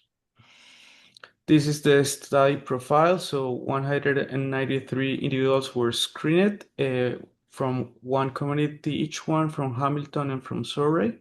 And of those, 89 were eligible individuals, and from those, 54 consent, 20 from Hamilton and 34 from Surrey. And these participants were followed at least from 6 months. Next. And the results are pretty similar to what we found in Hope 4. That's interesting because there was a decrease in the levels of systolic blood pressure around 16 millimeters of mercury after the 6 months. And interestingly, the difference of control increased 51%. So it's interesting because the results were replicated also in a high-income country context. The next, please. These are some of the results. Interestingly, what we found in Colombia and Malaysia also happened in Canada, and was a reduction in the Framingham risk score, also a reduction in the systolic blood pressure, and in the percentage of control, and also a relevant increase, also 10 times the increase of control hypertension, without the difference in the rest of the outcomes. Next, please. Additionally, Hope for Canada and Indigenous population. So Indigenous people of Canada have the highest rate of cardiovascular disease, as previously mentioned, compared to other Canadians, regardless income and education. So working with the National Indigenous Fire Safety Council to explore novel methods for community-based cardiovascular risk prevention in this high-risk population. The next. No. And yes, that is right now doing the implementation in Canada. In Colombia, as was mentioned previously, this has been a first step for the impact, and continue doing implementation in low-middle income context. So, for example, this is the ReHope study. It's the implementation, integration, and institutionalization of the same model of Hope 4. It's a community-based care program to reduce the cardiovascular risk in one area of Colombia, that is Santander, the place that we live. The next one, please. What we follow, because that is probably the second main achievement, that we reach and co-create a strategy, and now we can apply it, of course, with the partnership of our collaborators and partners from high-income countries. But now we are also able to do this kind of projects and to lead and create this kind of interventions. So this is some of the results. For example, so we follow the same strategy as Hope 4. Initially, a qualitative phase where we find the barriers and the facilitators, then a descriptional phase when we describe this status of the hypertension, rates of control, and then the implementation phase. So these are the results, and we find the same, that unfortunately the rates of control of hypertension is around 30%. The next, please. And this was based on this from some of the first phase, that was the qualitative phase of finding the barriers and facilitators. So we are now, with the tools that we receive and we learn from the previous experience from Hope4, we are applying this knowledge to continue doing the implementation. The next, please. And also that led to open to new collaborations in the same way of implementation science. Now we are conducting, together with the Tulane University and the University of West Indies, and also a study, the team-based care strategy to control hypertension, and also not in the phase of implemented, but also trying to move forward to a scale-up phase. So that is the next step that we're trying to work, not also implementing, but also scaling up as much as possible these kinds of models that have been shown to be effective. The next, please. Then the next. Okay. Okay. Okay. Also, this model permits to us to look for another areas. For instance, we evaluated the difference in the vaccination of COVID-19 between Colombia and Jamaica during the COVID pandemic.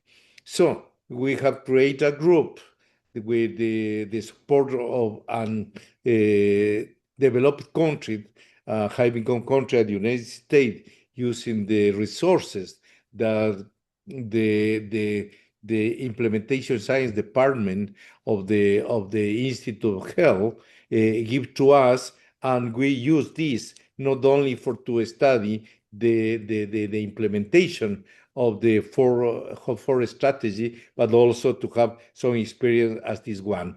The next, please.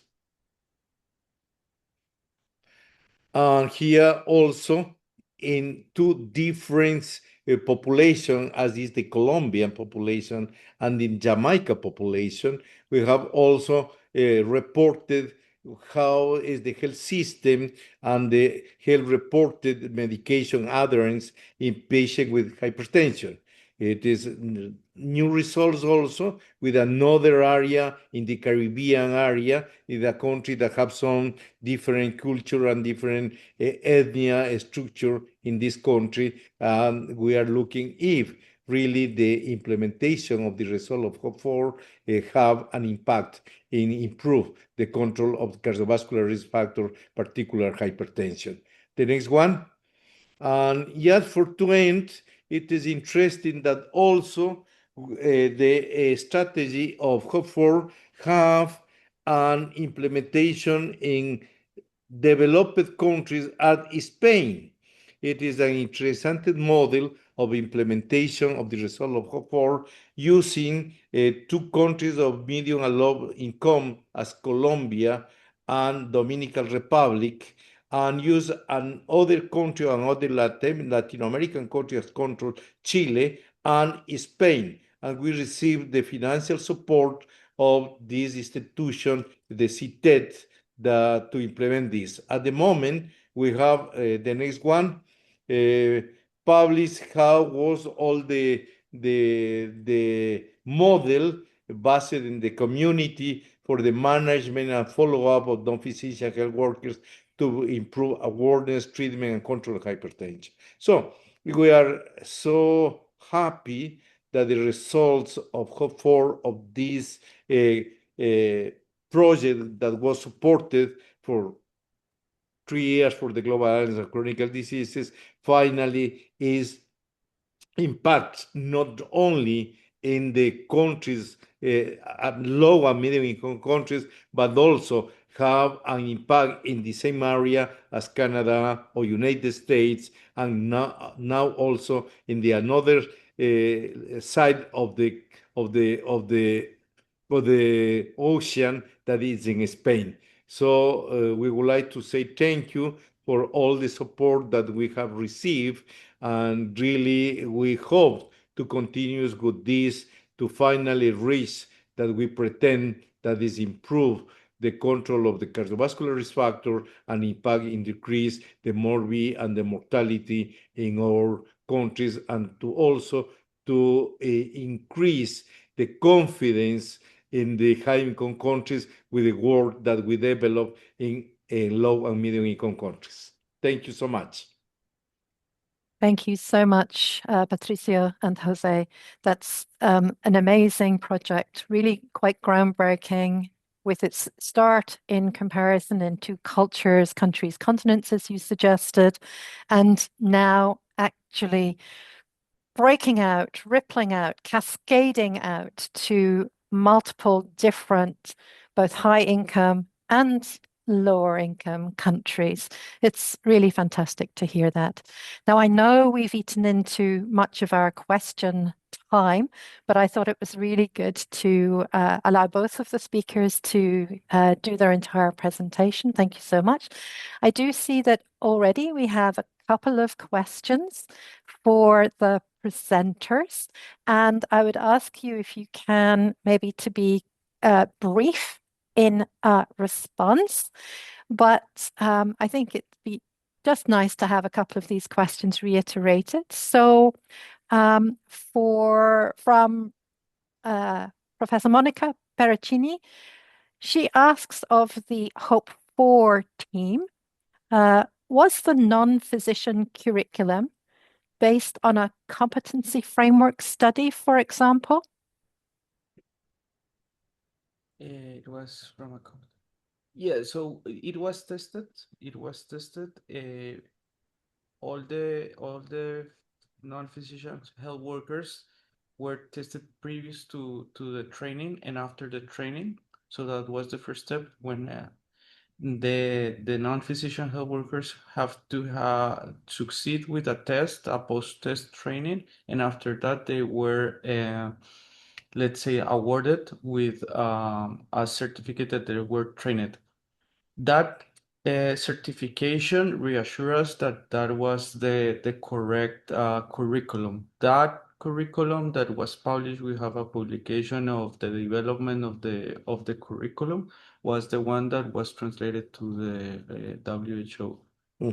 And the percentage of coincidence between the non-physician health workers, the auxiliary nurse, and the physician was over 90%.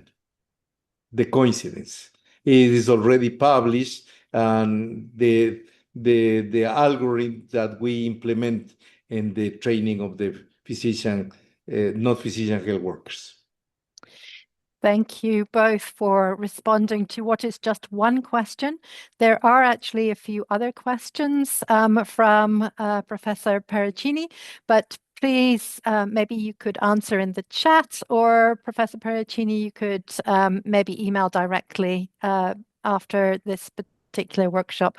I just have one question I'll take for Lana, and that was popped in the chat too. Lana, do you know of any examples where traditional healers and Western clinicians or healthcare workers are co-delivering healthcare services?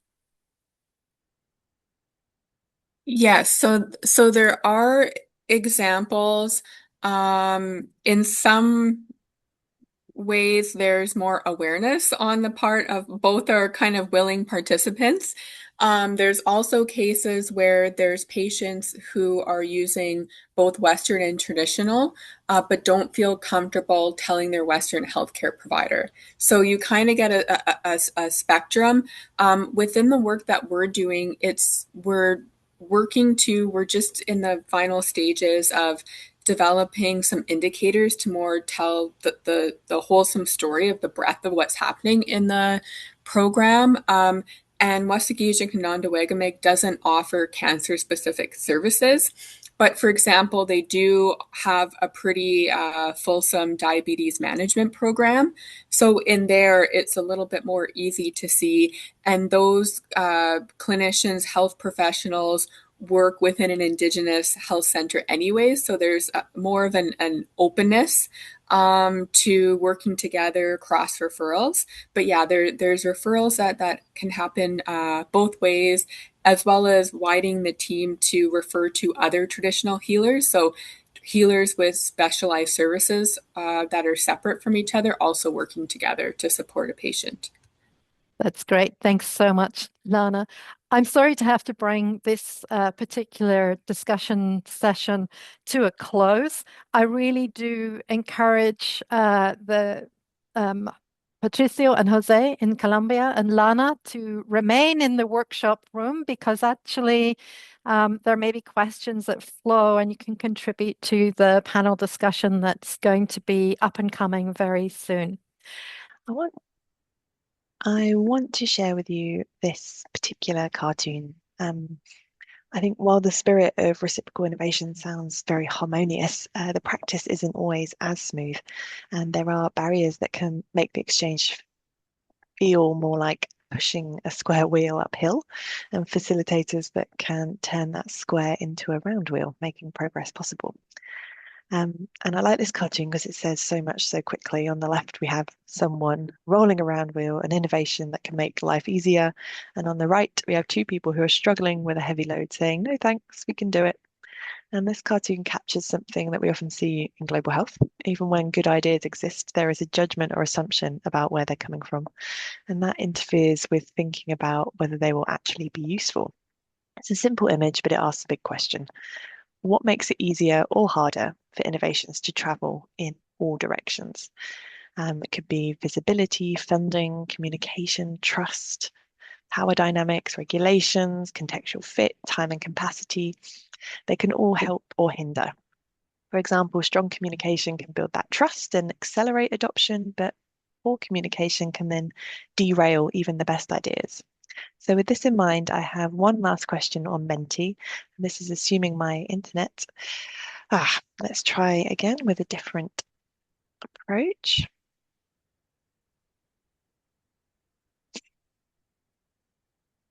See if this works. So I will share one more time.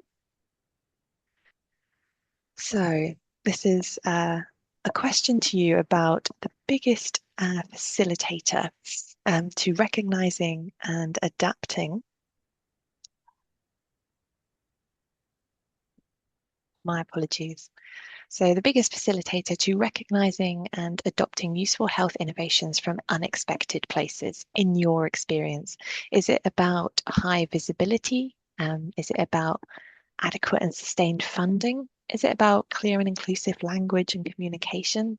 Is it about that strong trust and power dynamics? Is it about supportive regulations, good contextual fit, sufficient time and capacity? Or is it something else? And please do pop that in the chat box. We realise this is a loaded question and there's only one option you can choose, but it's just to start that conversation about where you might think is the highest priority.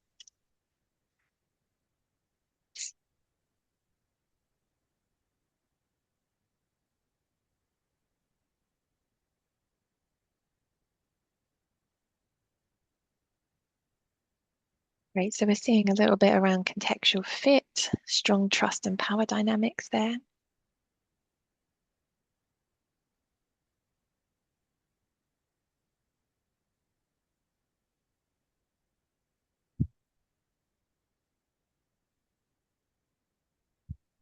So high visibility and good contextual fit, proven feasibility, are getting a high percentage of the scores there.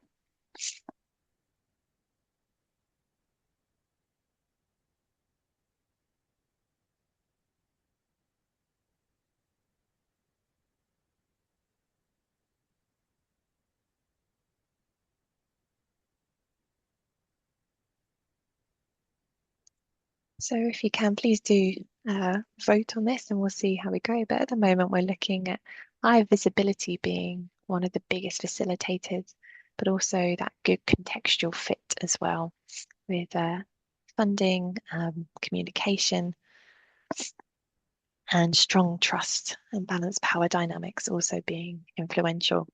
So I'll leave that running, so please feel free to continue adding to it, and I'll post the results in the chat box in a few minutes. All of your thoughts about this are critical pieces of the puzzle, but to dig deeper into these themes, we're now going to move into our panel discussion. So Morvin, over to you.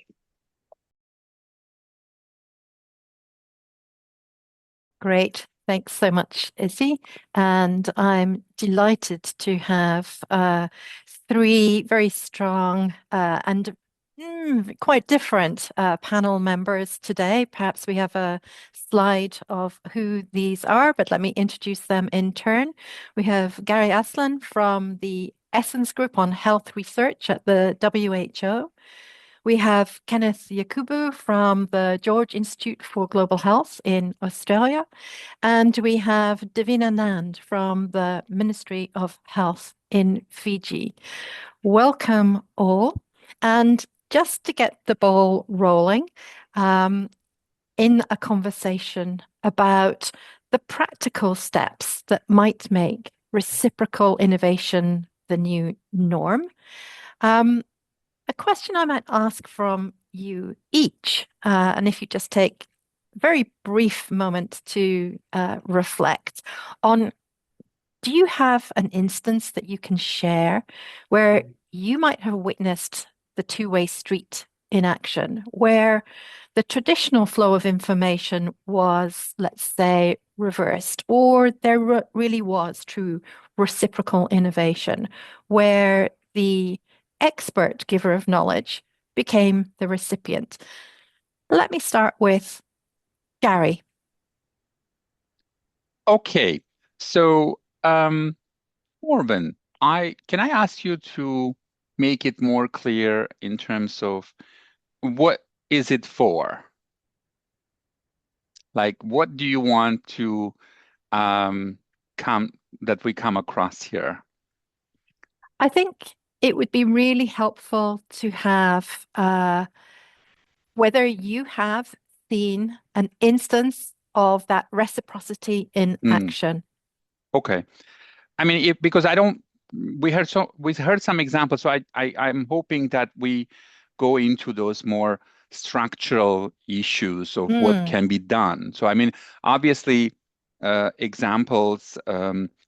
One that could come to my mind immediately is really use of human resources differently, that we've learned from places where human resources are really limited. So a lot of high-income countries now look at that and say, shall we all do these things, only by doctors, or should we look at nurses, community health workers, etc.? So there is a little bit of a policy change in this. Now, you can never, well, maybe not never is a strong word, draw a direct line and say this exactly is because what they've learned from LMICs, right? And do we really want that? Because conscious of this group interested in implementation research, we know how policymakers are sensitive to the fact of not just taking anything from anywhere, be that in the high income or low income setting, and considering all of these terms are beyond not useful at this moment anyway, and then always want to have really their own evidence, or only use the external evidence as one part of the decision making. So we need to always think of this as whatever is reciprocally adopted needs to be also proven somehow in the new place. So that will be my quick example and quick comment to help, because I'm hoping we can also elevate this to a bit of a higher level, so we can have some key things that we can do all when we go back after this session. Back to you, Morvin. Thank you. Indeed. No. I think your response there really reiterates that element of having robust evidence, no matter where it was generated, because that's what people are more likely to pick up. And then also that whatever that evidence is, it's going to be relevant if adopted within a new context for activity. Yakubu, any thoughts from your side? The same sort of question. Have you witnessed the two-way street, and where might you see the traditional flow of information has been reversed, and what enabled that? Yeah, thanks, Morven, for the question, and greetings, everyone. I would like to start from within my organization where I currently work, because it's very often to look at things that happens with outsiders, but the question is, have you modeled that within?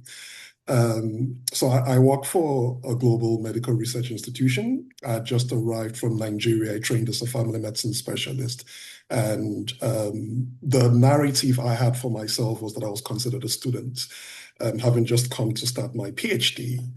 And I was just commenting around some of our projects, that were happening on the African continent, and did not think that they represented what I understood at that time to be family or community centered. And someone said, you should talk to the CEO. And I was like, no, that's not possible. I can't talk to the CEO. Long story short, I found myself being invited to speak to an organizational strategy about how we should be engaging with African communities. And those conversations, landed me my current job, convening an initiative that speaks to research partnerships. I think that there was something there about how knowledge was flowing and from whom knowledge was flowing, which helps me think maybe not the traditional definition of reciprocal innovation, but in a way demonstrates pathways of learning, that I still carry on with me. Yeah. Thanks, Marvin. Back to you. Thanks very much, Yakubu. Really, really interesting to hear that sort of initial thoughts. Davina, as a first question, do you have any thoughts on this, any perspectives on this from Ministry of Health work? Thanks, Morgan, for the question. Fiji, like I think many SIDS or small island developing states, have always operated in environments of constraint, small populations, dispersed geography, limited budgets, climate change, and many other vulnerabilities. And, these constraints have often catalyzed sort of ingenuity, resilience, and bold experimentation. And one of the areas that I'd like to discuss today is, the Itoke culture has this concept of solo solo vaki. And in interpretation, it means coming together for the greater good. Or things like Dewakani, which means relationship or kinship. And that is really a demonstration of connection over generations, strengthening ties, and sort of helps you understand that you have a place in a global family or a community. So these concepts are concepts we use continuously within many of our frameworks. And I think this interconnectedness and learning, especially around countries like Fiji, is cultural sensitivity, humility, and frameworks that really work within Pacific Island countries like ours. And I'd like to share with you this concept of healthy workplace program that we currently run with the JICA NCD Phase 2 project. And this built on wellness reforms within the civil service sector. Examples are having wellness promoting clinics or systems in place where we could reverse cardiovascular risk factors within screened populations, especially at the workplace, through motivational interview. Reforms like physical activity reforms like karate and yoga. And these were productivity-focused interventions, which were culturally acceptable and low cost for the ministry. and implementing things like civil service workplace policies, and the healthy catering policy focusing on nutrition incentives across civil service. And for those countries, for example, high-income countries are grappling with burnout, presenteeism, and high escalating costs of healthcare within their employment sector, can, I think, learn from these hybrid models. The mental health support we provide as well as part of the yoga and meditation, and of course, behavior change counseling through the motivational interview processes. There are many, many others that I could talk about, but I know we don't have the time. So maybe I'll stop at that, Morgan. No, that's really helpful for your input, and I'd encourage the audience to put in any comments, etc. Comments and questions. Just thinking about, we've heard about power imbalances, those traditional power imbalances. What do we think are one specific practical action that those who may be contributing to the power imbalances, whether that's academic institutions, potentially funding agencies, potentially policymakers, what could we do to take immediate action to level the playing field and ensure that partnerships really feel more truly fair? I'll come to you, Yakubu, first. I won't go round and round in the same order. I'm just going to shake it up a little bit. Yeah. No, that's a great question. And I think that, one of our speakers has already alluded to the tensions of power. They will always be there. They cannot be eroded. I've already spoken to a research partnership initiative that I have been fortunate to be part of and to co-lead at the George Institute. And one example I can speak to is one of the partnerships we worked with colleagues in South Africa, cognizant of what power does to research partnerships. And one thing we were able to do through that is, to create a steering committee that agreed on what an accountability mechanism will be. And what that meant was that we could hold each other accountable. And there were times where our South African colleagues will call us out on things that they thought did not model mutuality or reciprocity. And it truly, those are not very comfortable moments when you're told that you're not doing, you're not at your best. But I think that there were times that we could sit still and listen, and invite those reflections, and together model what should be course correction. And I think for me, that is something that I would like to take into every partnership conversation, starting with how we're going to hold each other accountable. And if you call me out on a behavior, my first recourse is not to defend myself. My first recourse is to say, tell me more. And just having that, spirit of humility, I think has helped, working with our colleagues in South Africa to continue till today. And we would like to see more of that, where equality is not based on how much resources you're bringing to the table. And I'll stop there, Marvin, and so that it can go around.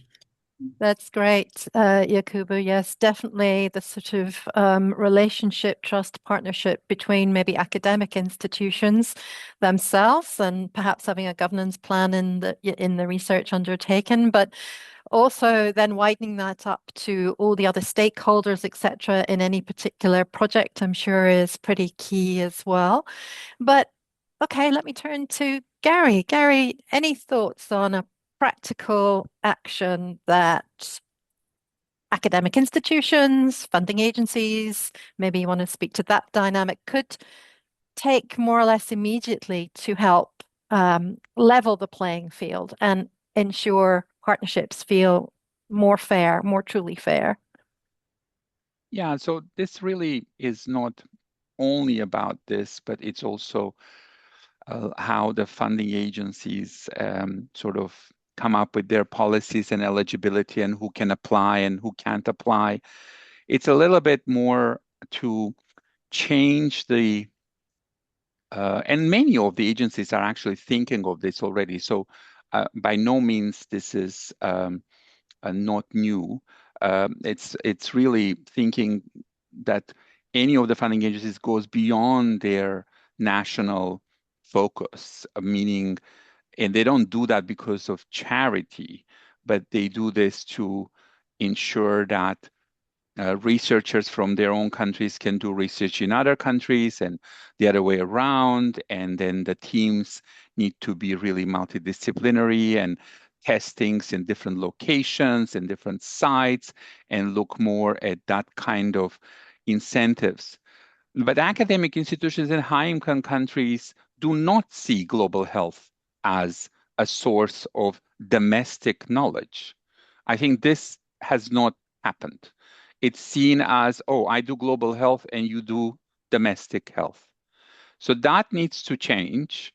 Maybe big institutions kind of thinking about, but by and large, majority have this split. So that is a problem. And institutions in what we don't call global health north, they don't use the words global health, really. To them, it's their own projects that they do and how they collaborate with others. The term global health sometimes is like one thing people in the north called and they do, and sometimes they bother us with that and come here and talk about it. Sorry, I'm being tongue-in-cheek. So that is the one, like, sort of funding agencies and institutions should not think in those terms. Easier said than done. So we need to advocate for those kinds of changes and incentives, recognize the reward in that kind of bi-directional learning and innovation transfer, funding agencies having specific allocations in their calls for this kind of thing. But it will take some time because it's not that easy. And today, what we're doing is basically breaking those myths, and this session today is going to help us and those who've joined to kind of start thinking about this more concretely. So I hope it helps you, Morven, with some sort of ideas, both for funding agencies. And now the other one I need to say is that they need to be more funding agency joint calls. You've done that with GACD. I know some others have done. There is an increased number of funding agencies in LMICs. If they truly come together and have a joint call, that should come true. There is a bit of a sometimes mismatch in maybe the scale of resources, which does not help in the power dynamic. This was mentioned before.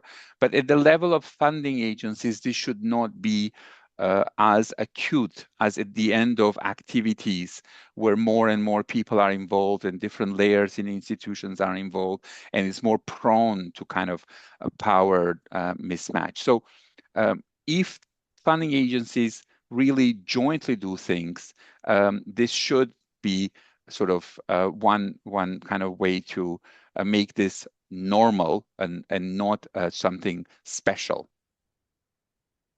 Thank you, Gary. Really love your frank comments. I think that it's great. This is what we are looking for. Davina, I'm going to come back to you and actually tweak the question slightly more specifically, given you're within the Ministry of Health. And I'm looking back at some of the questions posed in the chat, or maybe comments and questions. And that was around, innovations being adopted by policymakers. How important is it that policymakers are open to adopting innovations, and what might be convincing to them about ensuring that they become open and welcome new innovations in their particular country? Thanks, Morgan. I think that's a very important question. And I think the basis is trust. Trusting your partner or whoever's offering that innovation. And that trust comes from a lot of factors. Again, I think Gary talked about this very well. What we see in countries like ours is a lot of perception bias, where innovations from small island countries or low-income countries are undervalued. They're not brought visibility. And I think this paradigm needs to change. Also, there's a lack of shared platform for LMIC-generated solutions for global adoption or global health. And there's a lot of evidence from high-income countries, so data available from high-income countries.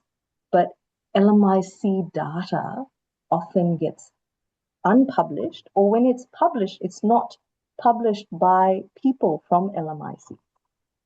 And that continues this vicious cycle of undercapacity in these LMICs. So if you really have to build trust within policymakers, you need to address these core areas. And that includes equity in funding. And I think Gary talked about this quite well, where they should be incentivizing LMIC to HIC transfer models. And I know that doesn't happen overnight, but thought processes need to go into that. I hope that answers part of your question. Thanks, Davina. No, always really helpful to have your insight there. I'm going to bring another question. In terms of thinking about success, we often measure success by, well, academics, maybe it's just that age old, did I get my paper published, etc. We also heard from, I think it was Jasmine who said, and actually it was Chiri, who said that actually reciprocal innovation has been happening a lot, particularly from low and middle income countries back into high income countries. It's just not been documented very well, and we don't hear about it. So I'm going to ask again each of you to think about how might we redefine success in a truly reciprocal partnership? What non-traditional metric beyond publications might funders or universities start using to measure success? Davina, I'm going to come back to you. I'm going to mix it up and come back to you as a first. Is that be all right? Thank you, Morgan. I think that's a very interesting question, and it helps you think outside the box. You know, what is success when this? So one, apart from publishing, it's elevation of these innovations to the global level. And that also means that these innovations are used across many countries, not just developing countries, but maybe other countries that are similar to where the innovation happened. And also that funding mechanisms change. So tracking these funding mechanisms, low-income countries to high-income countries, for example. And maybe the visibility of data from low-income countries. And I'm going to come back to your publishing question, that the investigators and authors, the first authors are from these LICs, where capacity is truly being built into the LIC, is what I'd like to see and call success. Great. Thank you, Davina. Gary, any thoughts in this area? Yeah, so let me take us maybe to a higher level. In this time, we find ourselves in what we call global health. I mean, and it's on both sides. So we see a lot of shifts in terms of funding, right?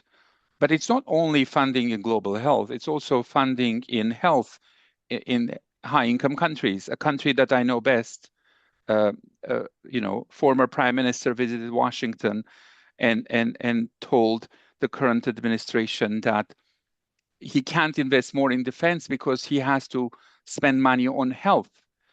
Well, he's not going to be able to do that. They are not going to. They'll have to take money from health. So new solutions will have to be found, and more cost-efficient solutions will have to be found. So it's not a global health funding issue, but it is a health funding issue. Now, will we see that shift with no erosion of health indicators over the next 5 to 10 years? Or we will see shifting to other priorities impacting the outcomes of health outcomes of those populations. Similarly, in South Africa, they found some money when US money was cut. So will that money be enough, or can it be used efficiently with reciprocal evidence and knowledge that will need to force us to do things differently with little amount of money? And will we see deterioration of health in South Africa, or will at least it stay at the same level? I don't know. So this will be my indicator in next 5 to 10 years. How have we done? Great, thank you, Gary. Yakubu. Yeah, for me, I think metrics of success cannot be divorced from the stories that people share, after an encounter. In our interactions with colleagues from South Africa and engaging with their way of thinking, there were things that we brought back to change our organizational culture, to change the way we were referring to our program of partnership in African countries. And I think that those stories don't get published. They are living stories that get told and get shared. And often this is happening in between grant cycles and in between publication stories. So really the stories of engagement and the stories of organizational cultural change is one metric that I'll really like to look for in seeing the reciprocal partnership actually happen.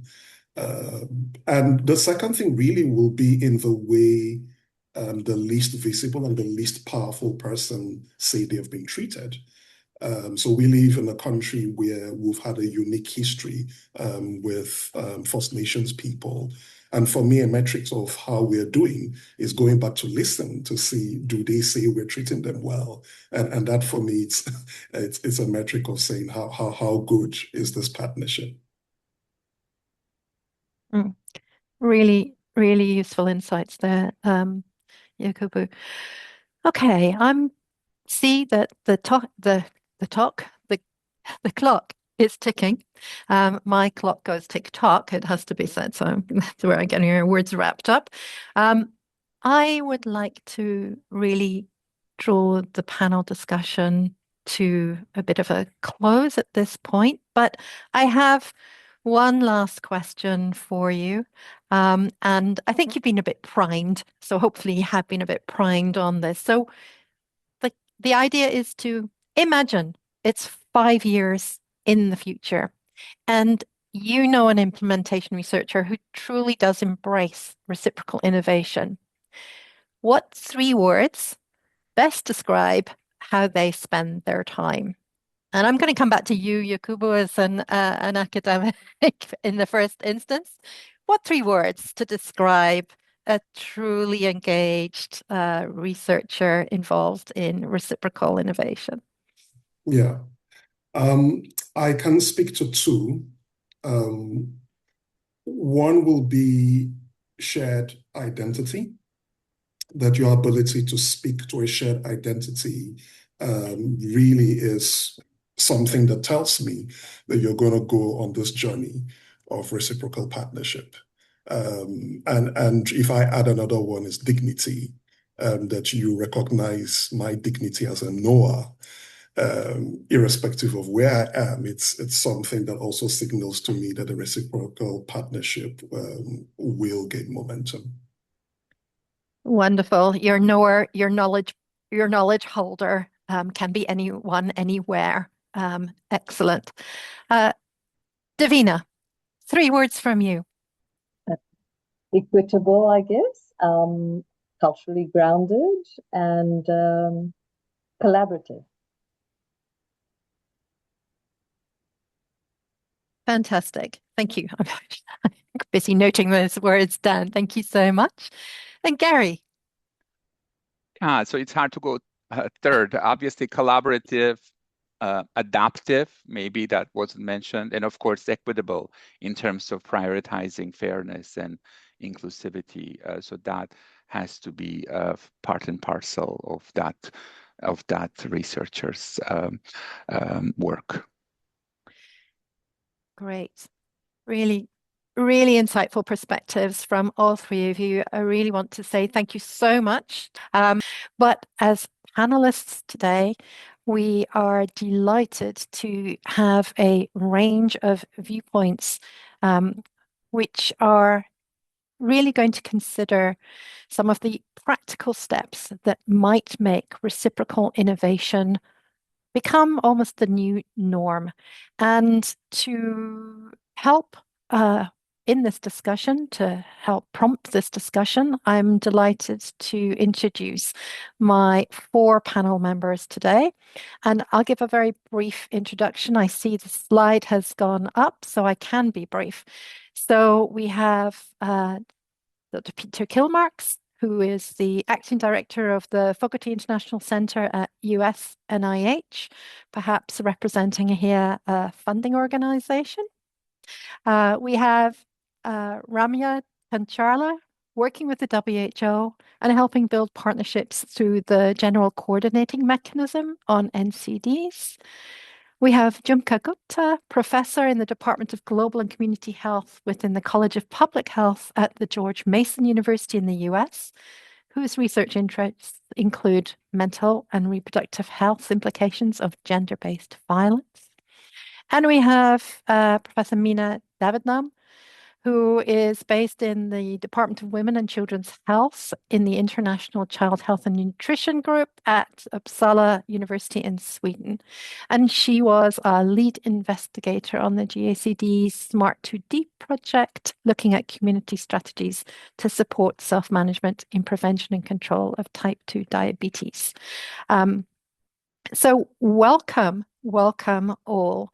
And I have a first question just to settle us into the theme here.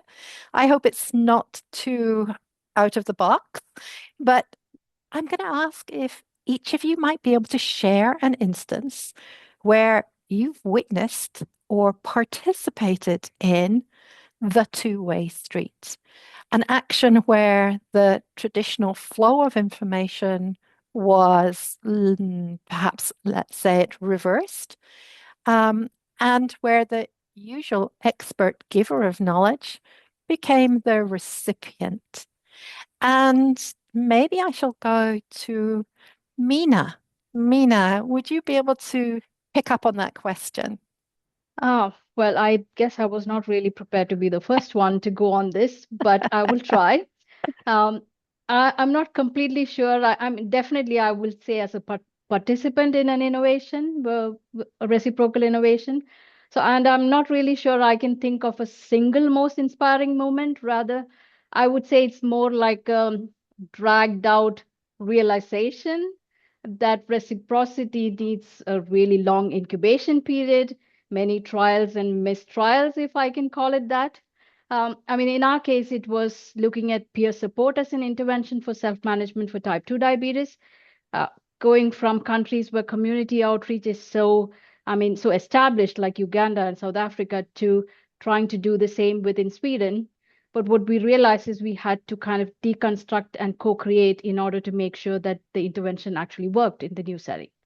So I think I will stop there. Fantastic, Mina. I'm sorry, I mix it up. I don't take anything in a regular pattern. So sorry, everybody beware. But I think you gave us a really good response there. It takes time. It's difficult. You might deconstruct, you might iterate, you might challenge, and then see what is actually going to be adaptable and contextually fit in a different context. Let me see. Jumka, can I actually go to you next? Can you give us an instance? It's something that you've done yourself or you've seen happen that really was counter to the traditional flow. Sure. I think I have to agree with Dr. Divanadam. It's hard to pick one, but maybe I'll choose my favorite and most recent one is we're actually in the process of adapting a economic empowerment and gender equity intervention that was implemented and I was the lead evaluator on in West Africa for use with forcibly displaced communities here in the US. And the first stage was really how do we even begin this process? How can we show this new population what the intervention was like with, theater testing? Traditionally you would show them that, and it was at the height of COVID, and it was really the graduates of the intervention in Cote d'Ivoire that really took the lead in thinking through this process. They came up with the idea of, we want to help, we want to share our learnings with people in the US. So they came up with the idea of, doing simulated videos of their intervention and a key lessons learned guide for us. So it was really just I, as the person who was leading the evaluation originally, just to take a seat back and, watch, this magic happen, I guess. Yeah. Thanks, Jimka. And Ramya, any thoughts, experiences from your perspective? Yeah, I mean, I actually have a story I think I'd like to share here. So at the WHO GCM, I lead the NCD lab, which is a platform to identify and support innovations in NCDs and mental health, mainly from low and middle income countries. So in the last cohort, one of the promising innovations we identified was the Gender Mobile Initiative, which works on ending female genital mutilation through peer support engagement and through a helpline. And this is actually in one of the states with the highest rates of FGM in Nigeria, and is led by this incredible woman called Blessing Omotunde, who's herself a survivor.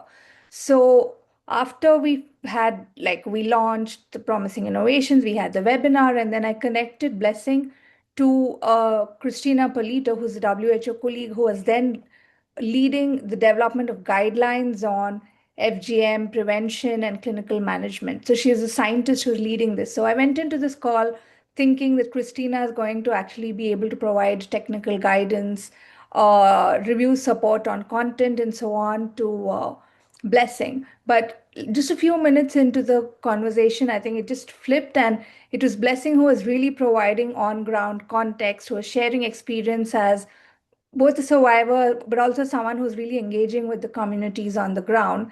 And it actually ended with Christina exploring how she could either bring Blessing on to either the external review group or see if there was a way she could work to do like a pilot implementation in that particular region once the guidelines were published, which happened just a couple of months ago. So for me, sitting there, it kind of really upended my ideas of who's the expert, who teaches, who learns.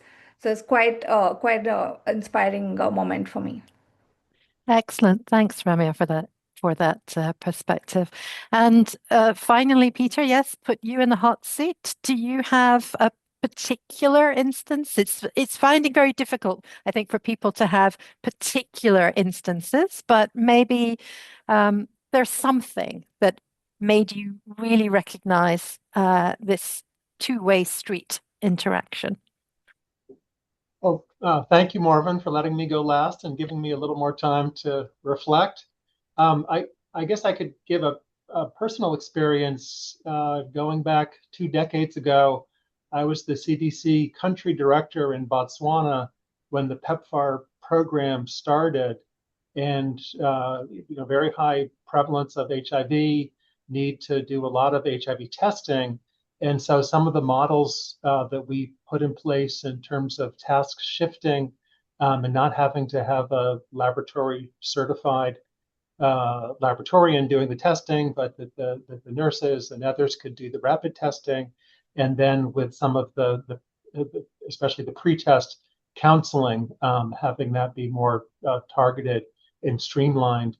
And I went from there to then being the branch chief, the epidemiology branch chief in the domestic division of HIV/AIDS prevention in the US.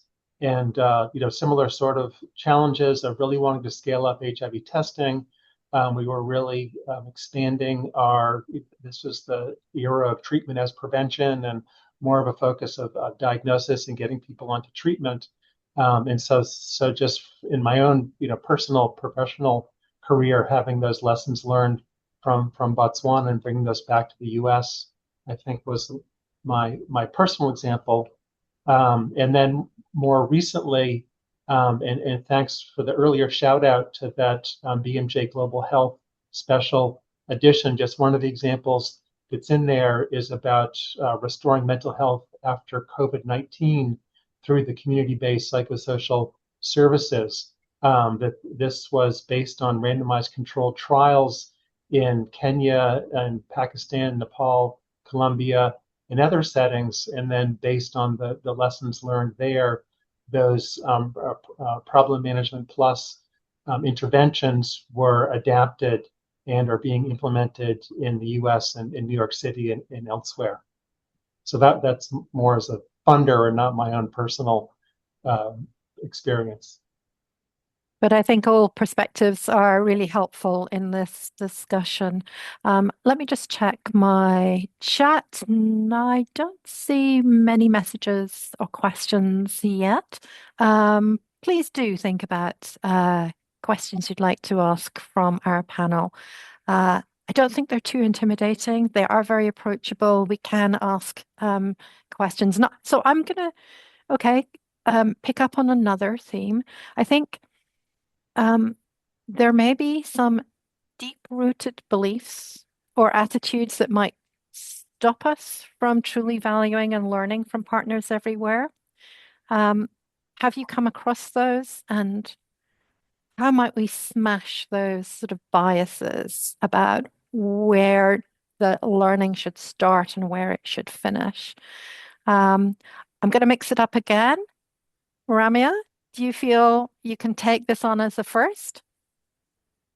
I could attempt this, though I don't know if I have solutions on how to smash these biases, but but I think one of the biases we seem to have is somehow seeming to think that well-resourced inherently means more knowledgeable.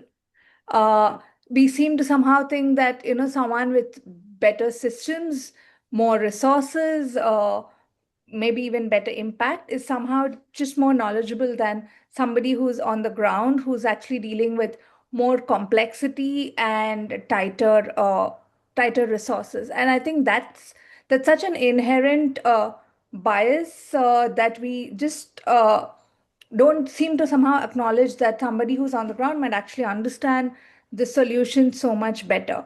And we've seen this even at the NCD lab where, the innovators we work with in Ghana or Nigeria or Nepal, they've already figured out how to kind of say leverage community health workers. They've already figured out the solutions. They're the experts. It's just that I think the institutions need to stop treating them as recipients and start really looking at them as both experts and leaders. So I don't really have a solution on how to smash the bias, but I feel like this is such an inherent bias, and maybe the first step is at least recognizing it and changing that narrative. I think that's a very, very good point. Yes, we may not have all the answers, but at least if we recognize that there may be issues, then we can actually start the process of how we may overcome those. Jumka, can I turn to you next? Do you have any sort of thoughts there about Anything different that you might want to contribute to that question about our beliefs, biases, and how we might overcome?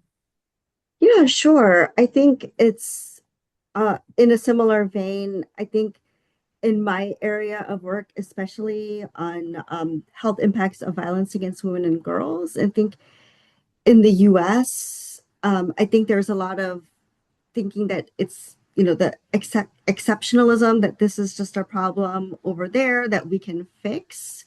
So, like, really acknowledging that we do have, a problem with this here as well. And also appreciating that there's been really a lot of innovation in other places. That's where the prevention research is highly skewed, is towards lower and middle income countries. Like, I'll give one concrete example with child marriage. It was only until 2018 where all 50 states it was still legal. We don't have epidemiological research looking at the health impacts of child marriage in the US. We don't have interventions.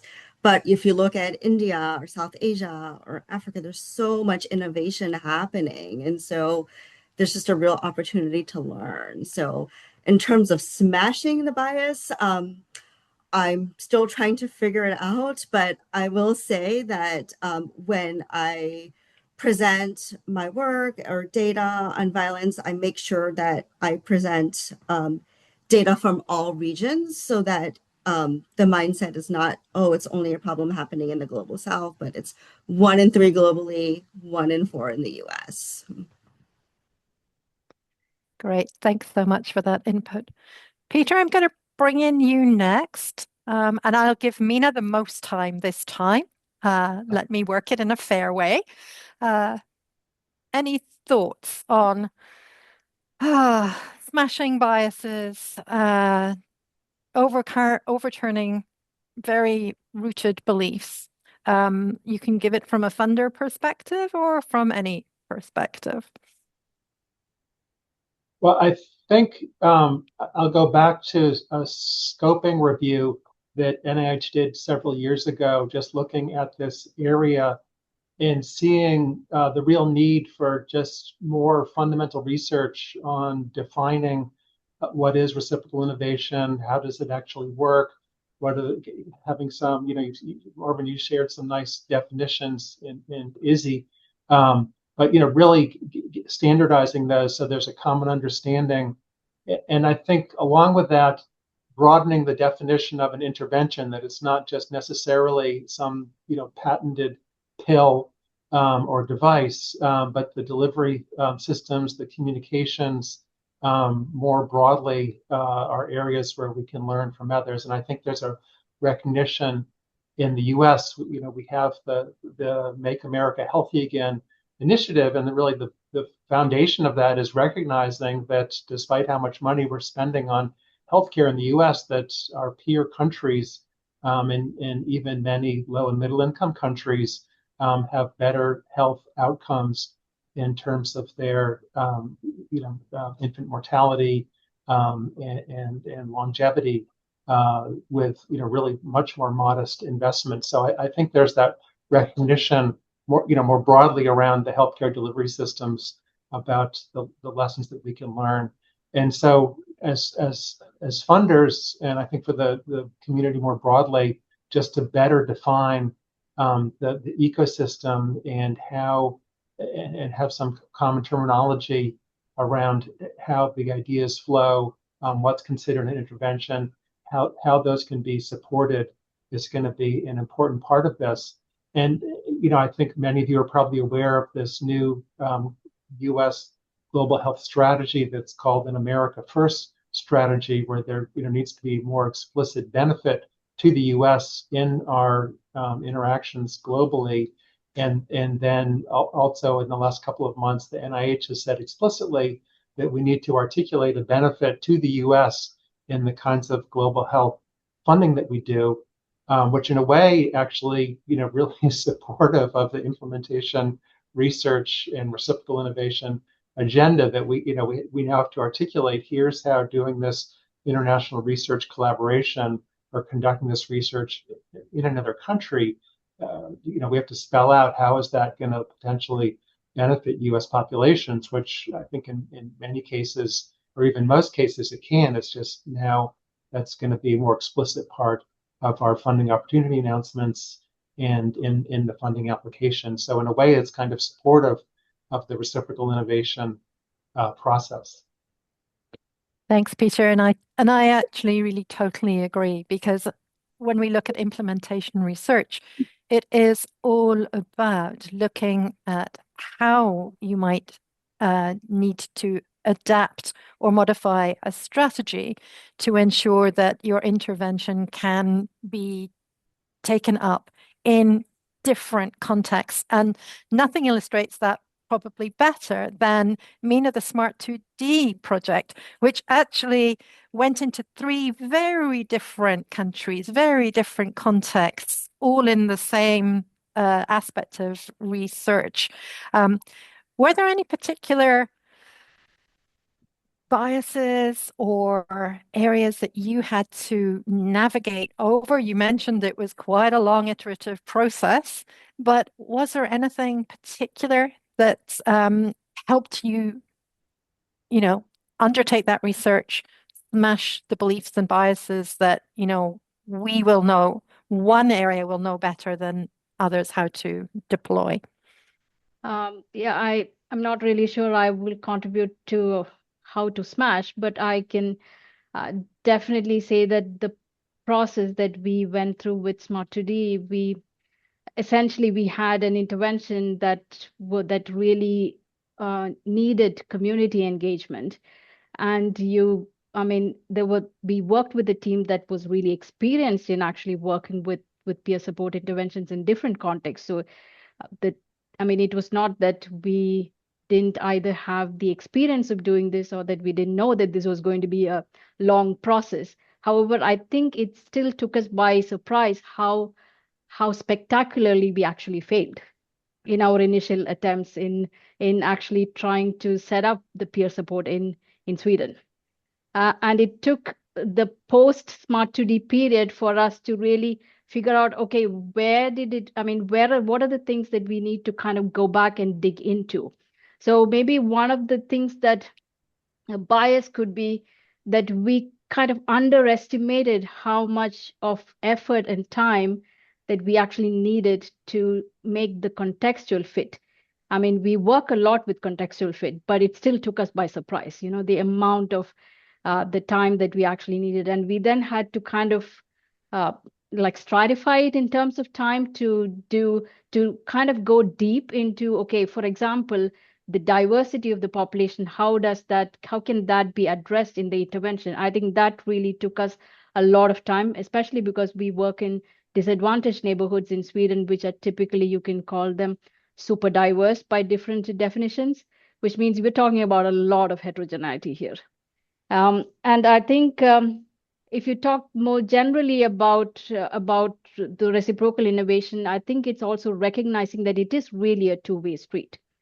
It's when we work with, one of the things that, for example, that you see more and more in government documents, multilateral work, etc., is the fact that you need to engage citizens, you need to co-create all of that. And then I think we also underestimate how much time that actually takes to actually do meaningful co-creation. And then the second part is, so I think irrespective of whether it is an institution to institution, say LMIC institution to HIC institution or community to institution kind of partnerships, it is still a two-way street with some kind of shared partnerships, shared decision-making, trust, etc., etc. I co-lead a cluster of research excellence between African Union and the European Union on food environment actions for the promotion of health. And this is one of 21 or 22 clusters across Europe and Africa. And one of the things they are trying to actually do is really work on equitable collaborations. And I think that is the other probably important ingredient, because things need to change at a systemic level, I think, for things to really make sense. And I think that also you kind of see different degrees. For example, if you take communication, which a lot of people mentioned in the initial mentee survey as really important, communication can happen differently, say within the European partners and within, say, the African Union partners and between them. So there's different speed, different content, and that actually has an impact. I mean, as a team, you might actually work fantastically. Maybe you're all like-minded, which I have to say, implementation researchers, I'm really biased in this. I think we are a bunch that's actually quite open to that. We know we cannot do this on our own. So we are actually much more comfortable with being confused half the time. And I think that's an important thing. So yeah, but I think working on co-creation and equitable collaborations probably are two things that I would say. That's great, Mina. And I think it possibly segues very neatly into a question that we have in the chat from Simon Bacon. And he's asking the panel, from your perspectives, what's the main key facilitator for reciprocal innovation that needs to be put in place for this to become the norm, for reciprocal innovation to become the norm?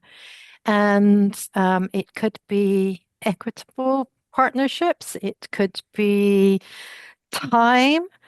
Time often comes with other things. Let me not give you the answers from your perspectives. And I'll start with Peter. Okay.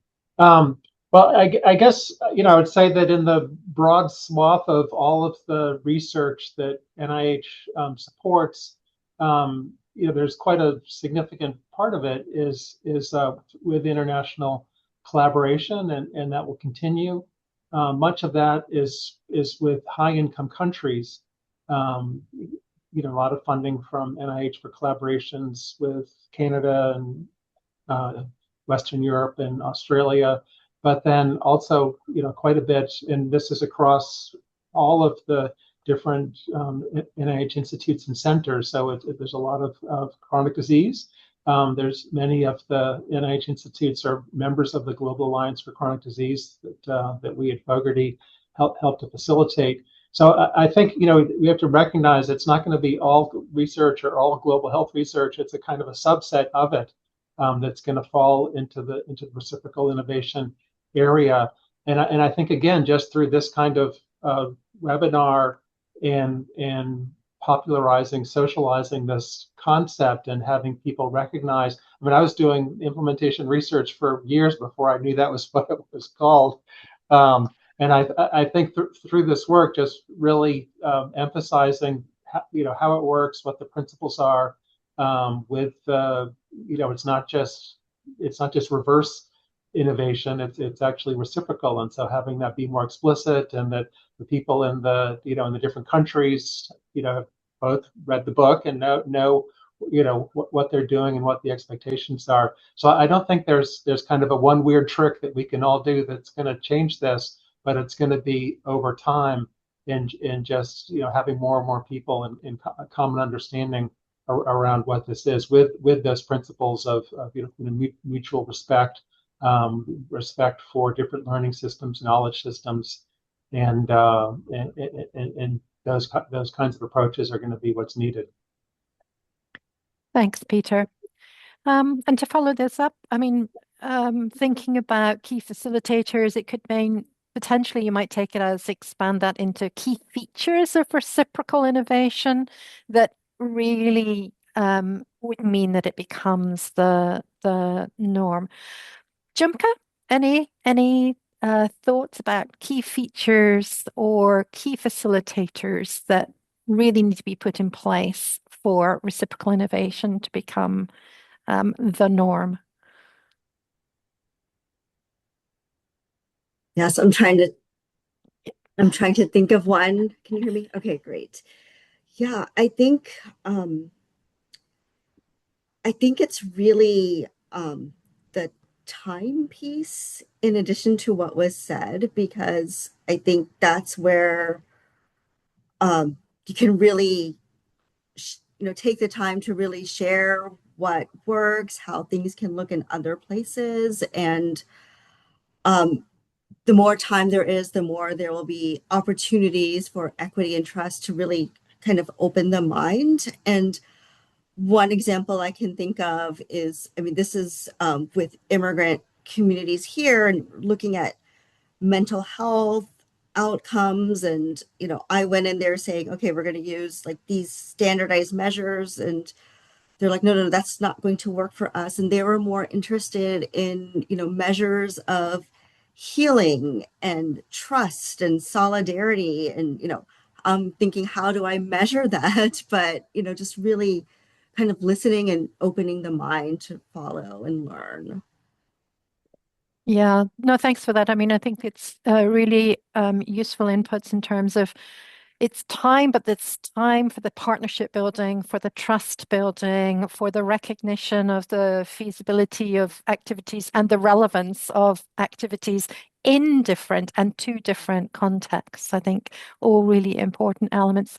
Ramya, did you have anything that you might want to contribute to this part of the conversation? So I was thinking maybe one other potential facilitator is maybe shared governance structures.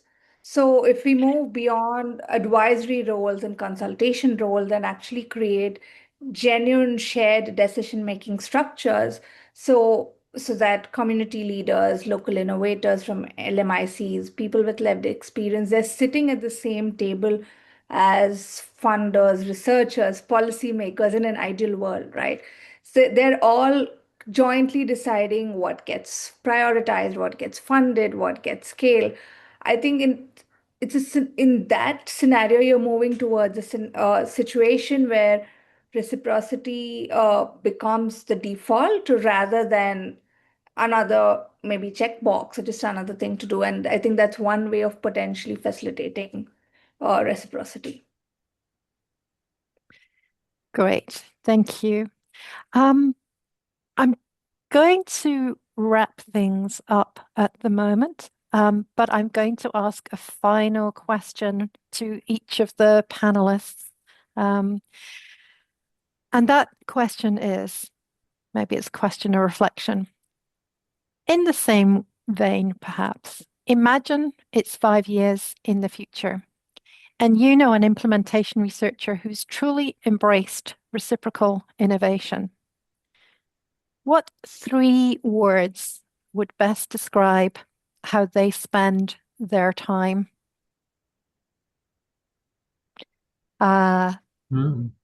Mina, I'm going to put you back on the spot. Okay. I'm going to say 3 words in relation to the work and 3 words in relation to the researcher, I think. So in terms of the work, I would say deconstruction or co-creation probably, transferability and contextual fit. So that is, I think, in terms of the work. And I think in terms of the researcher themselves, maybe humble, because you're always aware what you don't know. Probably constantly confused or at a higher level of confusion, if you want to call it that. And also excited in spite of all of those things, because because I think it's never the same and there's always new things to learn. It's a constant learning environment, I think. Great. Fantastic reflections. Jumka, I'm going to come to you. What 3 words would describe your future implementation researcher who's embracing reciprocal innovation or has embraced it? Yeah, so I would go along those same lines as a learner. I like the idea of constantly being confused, is uncomfortable, and at the same time, a disruptor as well. Ah, yes, a disruptor. Certainly of the status quo. Excellent.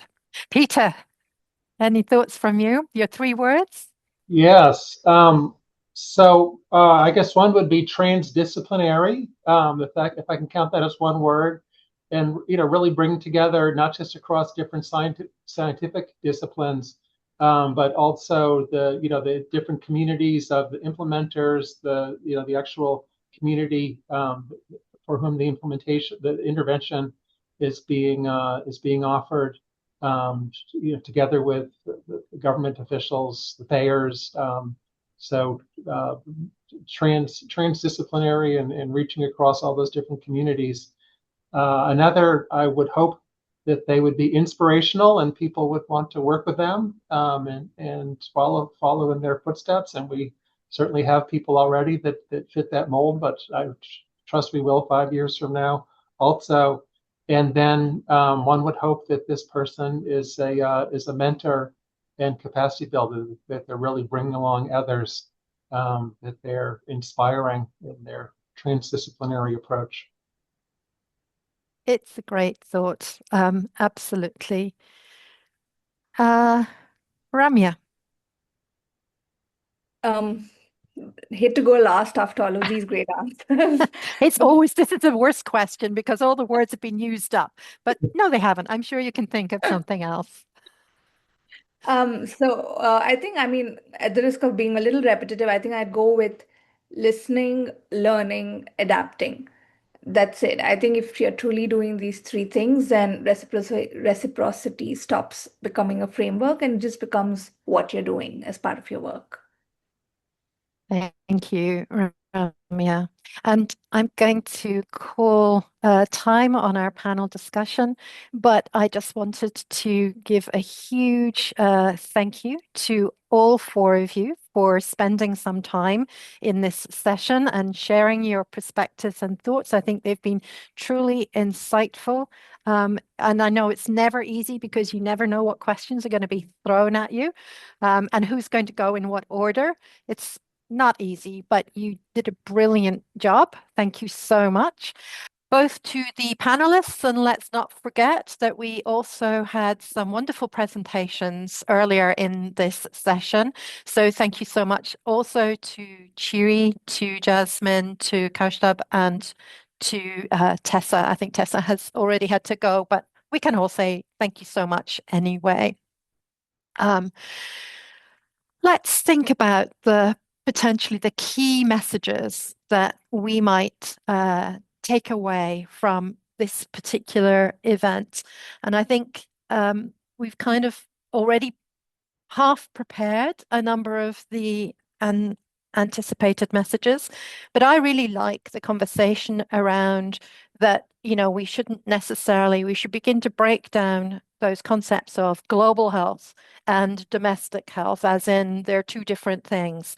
Maybe we can say that all knowledge, and knowledge particularly in implementation, is useful knowledge everywhere. We might have used the term it's a global good, but it is just potentially, if you can adapt, keep it faithful into a particular context, it can truly provide useful innovation no matter where you are.